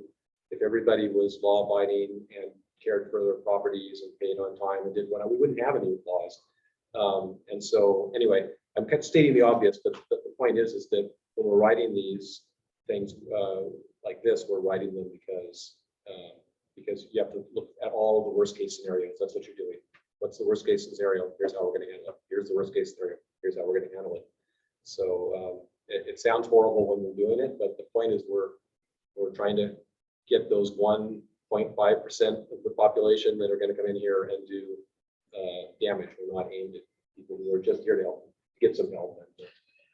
And also it is the obligation and the responsibility of the city and the city council, and I would even say the planning commission, that you need to look after the city as a whole and the citizens as a whole, and that their needs and thoughts and opinions need to be taken into consideration as well. So that is something that we are also trying to address. Your point is taken, Stacy, it really is, because really probably a lot of us there, by the grace of God, go alive. We're just maybe that close to being in a motorhome traveling or whatever from city to city, but we do need to look out for all citizens. That is our responsibility. On everything, we need to look out for all citizens, every decision we make.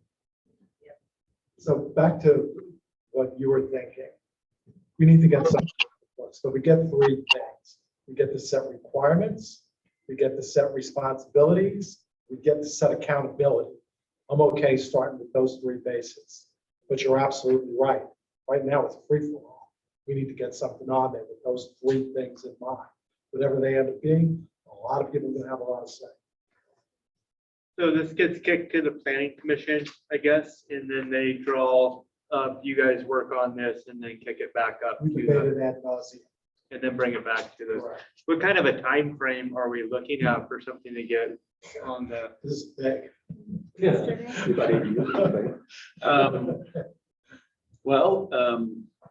If Emily can turn something around quick based on the comments today, I can try to get it on the, if it's important to the council, I can try to get it on the October 18th meeting. Otherwise it'd be November 15th city council meeting or planning commission meeting. Does the commission got time to weigh it out? Barely a couple, 3 weeks and everything else going on. I'd like to see a little bit more. Look at what we have here and give John the ability. This is a lot here. This is a big deal. So what kind of time frame do you think the commission We would? could look at it in November. I would be up for looking at it in November because we'll start on it, but we'll definitely. I would anticipate November we could Yeah. have the public hearing on it. Because we've got a draft, we've already had a chance to review it, discuss it quite a bit. So I would anticipate, we should be able to have a public hearing even at the next planning commission meeting, that whatever planning commission meeting agenda we can get it on. It's pretty tight time frame to get it on the October one, but if the council feels very strongly about that, then I can make that happen. What's the consensus of the council? I'd like to see it. I'd like to see whatever you can do to make it as hard as you can for these churches.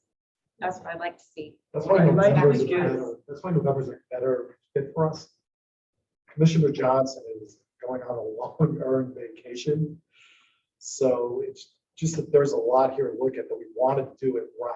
Again, requirements, responsibility, accountability. I absolutely agree with you. But let's not throw something against the wall to see if it sticks. I'd be interested in hearing what the community thinks in the public hearing and seeing what the churches bring forth and what the community members bring in. When you guys get ready to do that. So I was just curious on timeline, but what it takes to get that moving along. You would want to do it in October. No, I'm just throwing out the fact that, or are you? I'm not particular, it's really up to the council, depending on how fast they want this to come back to them. If the council is comfortable with the planning commission reviewing it in November, then that's easy, and that gives us ample opportunity to let the public know that there will be a public hearing on a draft ordinance, or otherwise, we can move it up to, the other option is move it up to the October 18th meeting, which is a little less time to get the word out to people. I believe the public should have a right, or has a right, and should have the opportunity to speak to it. And we also have to make sure that we are protecting the church's First Amendment rights to what they're doing. So I don't necessarily want to press it as quickly as humanly possible, but I do think we need to get something on the book so it's not just pure free for all. Agreed. But what we're saying is on the public hearing side, things don't travel with internet time, in my experience, living in the city of Sedro-Woolley. So it gives people well over a month, okay, to have this discussion, and know that there is a public hearing. We hold public hearings all the time, the place is empty, on really, really important stuff. I'm flabbergasted, I'm like, if this was my property, I'd be right there saying, hey, whatever. So on something this important, oh yeah, let's give it a little bit more time. I mean, just hitting it up and not.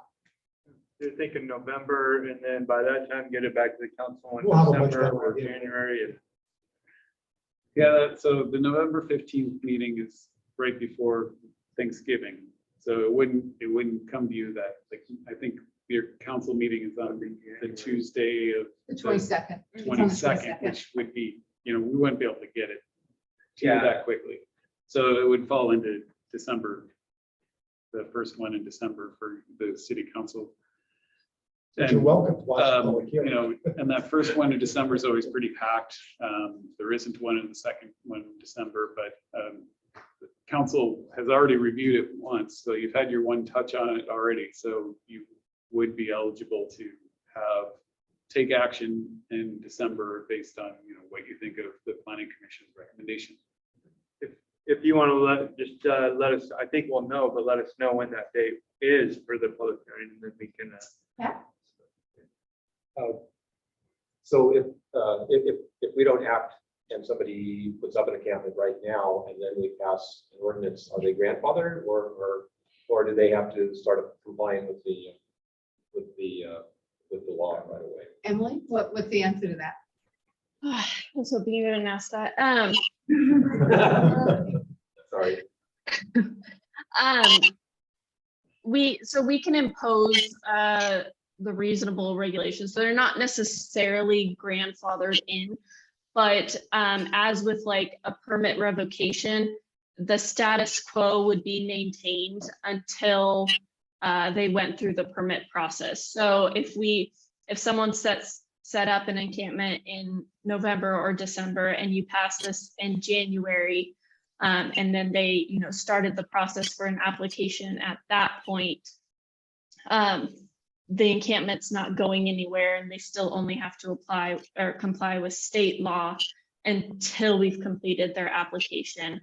And in which case there may be some other issues that we would need to kind of flesh out.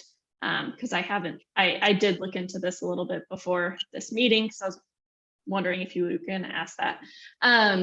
As far as the time frame and whether those, whether we would be able to impose those on someone who is actively hosting an encampment, or whether or not their application would be the beginning point of that kind of clock time frame, in which case, they have already had an encampment for 3 months and then they could have another 4 months and then it would be 18 months. Those questions I don't have good answers to yet. There isn't a lot of clarity in state law, and this hasn't really, there haven't been cases that have established that. So that's something that we would need to flesh out a little bit more. But we could require them to start at least with the application process and start complying with those permit requirements that we've established. And then some of the timeframes we would need to think through a little bit more. What would be our geographic area that we would regulate? Would it include our UGAs? For instance, right now, does Skagit County have any code regulating encampments? Because we're surrounded by a lot of unincorporated Skagit County. Sedro-Woolley in itself is not that large. However, our UGA does expand outside of our city boundaries. So what do we actually regulate? Just in city or our UGAs? Just within the city limits. And I don't think Skagit County has specific regulations on that, although John may be able to speak to that better. Again, this code is fairly similar to Mount Vernon, and they've had this code in place for quite some time now. So it's been fairly vetted, at least through that community, as far as working, managing at least.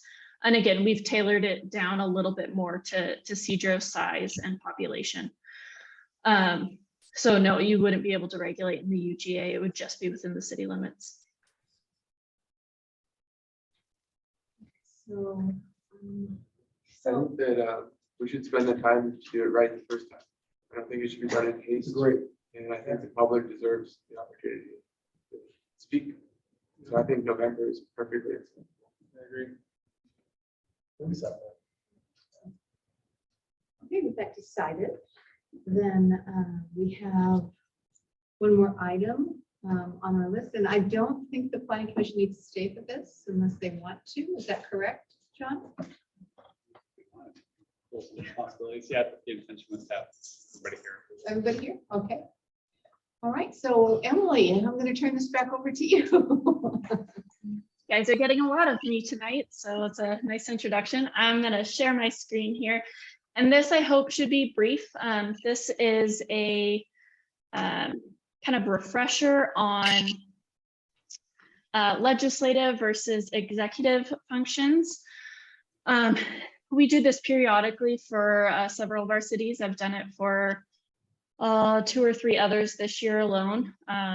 So again, this isn't anything anyone did. This isn't calling anyone out. This is just periodic. And so since I was here doing the temporary encampments, we thought we would throw this in here real quick as well. Can everyone see my screen? The PowerPoint? Yes. Yep. Okay, perfect. So the main purpose of the executive versus legislative function are checks and balances. I'm not going to play the YouTube song for you, but you can check out 3 Branches of Government by Schoolhouse Rock, where they talk about the 3 rings of circus. That's how I learned it when I was a kid. It's always fun. Additionally, I like throwing in a little history. The checks and balances goes back to Greek and ancient Rome, as far as ensuring that both the legislative and the executive sides of government are watching out for each other, are balancing each other correctly, and that no one side is getting has too much power. As we know, power concentration can be problematic. So in Washington State, the Mission Springs case out of the city of Spokane in 1998 really kind of established what are the consequences of not staying within either the legislative or executive function. What happens is that it can invalidate actions that are done by legislatures or the executive if they step outside of their lane as well. Individual fines, so it's not just city liability, but it's individual liability as well. Awards of attorney's fees, that's usually kind of the biggest chunk of change that gets thrown out there is when you're having to have to litigate something, the losing side is often going to have to pay not only their attorney's fees, but the other sides as well. And then potential damages. And if we're talking about in the land use arena, which tends to have the most exposure, that and employment areas, there's constitutional or civil rights violations. So Section 1983 of the US Code is what's going to provide for damages, and that's where you can also get a very large sum against. So the Mission Springs case was where the city council was actually responsible for ultimately approving a permit, and they ended up arbitrarily not granting the permit, and did not follow along with their code, which caused several issues. So real quick, mayoral authority. So this is the chief executive, where policy and administration are separate.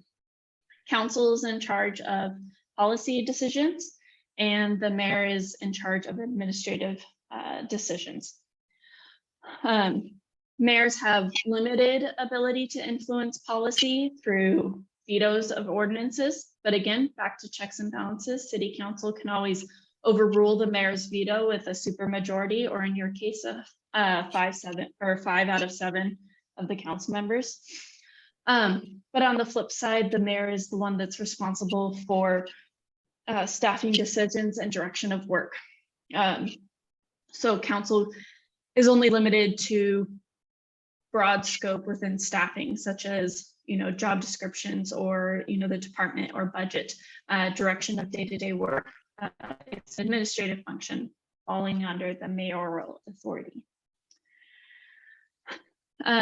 So this kind of actually goes back to what we were just talking about, both with the comprehensive plan and the encampments, is that the legislature, the state legislature, kind of grants general authority to cities. Usually it's limited to what's specifically granted. However, as a code city, you have some broader authority. It's called home rule authority. In which case, unless it's prohibited, like we just discussed with encampments, you have broad range to make policy decisions. So as you were discussing with the trees or the sidewalks, those things aren't specifically prohibited by the state legislature, so the council can make those policy decisions as you see fit. Additionally, council can also direct some work through allocation, since the council is in charge of the overall budget. Allocating to different departments is generally the easiest way for council to prioritize what those policy decisions are. But again, ultimately that workflow goes through the mayor as well. So I highly recommend the mayor council member handbook through MRSC and AWC. Hopefully when you all first took office, you had a chance to review that as part of the initial training requirements that you had coming on board. So I like to think of the executive versus legislature as a menu versus a recipe, or menu versus a chef. So the council gets to set the menu, they get to create the recipes, but the chef gets to implement that. They are the ones actually creating the dishes and sending them out. So there is some discretion within the mayor as far as what recipes are getting made first, versus what other items are going to be put on after those. So hopefully that's a helpful analogy. Maybe it's not. But there's also tension between those two. So it could be a really important thing for the council to prohibit jaywalking. You certainly can do that. That is something well within the legislature's right. But if, reviewing the staff workload and the amount of jaywalkers that your city has, that the mayor is directing the police chief that that's not a good use of funds at this time, that's within the discretion of the mayor. Again, council has some control through budgetary allowances. If there are areas that you would like to see additional enforcement, giving additional budgetary priority to those types of enforcement, that's within council's discretion. But again, ultimately the staff direction lies with the mayor. Other issues are such as enforcement of animal code and permit and development applications. The council sets the broad range guidelines through the comp plan, through development regulations. That's how you set your policy goals. But as far as actual approving permits and applications and the process that goes through, that's an executive function. It has to comply with code, it has to comply with state law, but within those discretionary statements, then the mayor can direct staff in that case. So I said I would try and keep this brief. Key points. Council is setting the standards in your comp plan, and as you discussed earlier this meeting, that is coming up and is going to be a huge undertaking and have a lot of policy implications. So it is something, it is a really great opportunity for council to really dive into and lay out what their policy goals are as far as growth within the city. But the mayor and staff do have the discretion to interpret those overarching council or those overarching comp plan and policy goals when they're directing staff work. Communication with the public. So as elected officials, you want to communicate with your constituents, and you absolutely should. You absolutely should. So receiving feedback on individual matters, that's something that council certainly can do, but the council doesn't have a lot of, doesn't have any authority to then direct staff to look into that. If it's an issue that is not in code, which that happens occasionally, then that's something certainly that the council may want to bring up, and certainly can. The mayor can look at those individual situations a little bit more, but has to follow whatever process the council has set up. So again, if there's no code, that may be something that the mayor, recommends to council, be like, hey, the, constituents have been bringing this up. We may want to have this regulation, as with the encampments. And council gets to decide the policy direction on what kind of regulations, and then the enforcement will go back to the administrative and executive side. And within personnel matters, so the council, you're generally responsible for what the different allocating budgetary distinctions for the different departments. Some cities, they adopt the job descriptions, potentially appoint or confirming various appointments for higher level positions. But the day-to-day work and administration of any of those policy goals will still rest with the mayor. So I'll take any questions. As always, the answer depends, but if you have any questions on this or anything else that I've presented tonight, I am happy to answer them. Otherwise, I will keep this short as I promised. Thank you, Emily. So are there any questions by anyone for Emily? I thought you had more power. Well, I may. All right, if there is nothing else, Emily, thank you again for being here tonight, answering our questions and leading us through some really challenging and difficult topics to really discuss and take a hard look at the encampments. And probably we'll have you back. I'm guessing we will when we go through this with the council. So with that, we'll say good night to you and to everyone else. Thank you for coming tonight. I thought this was a really productive meeting tonight. Good questions, good suggestions, lots of information for sure. And so with that, with your permission, we're adjourned. Okay. Thank you.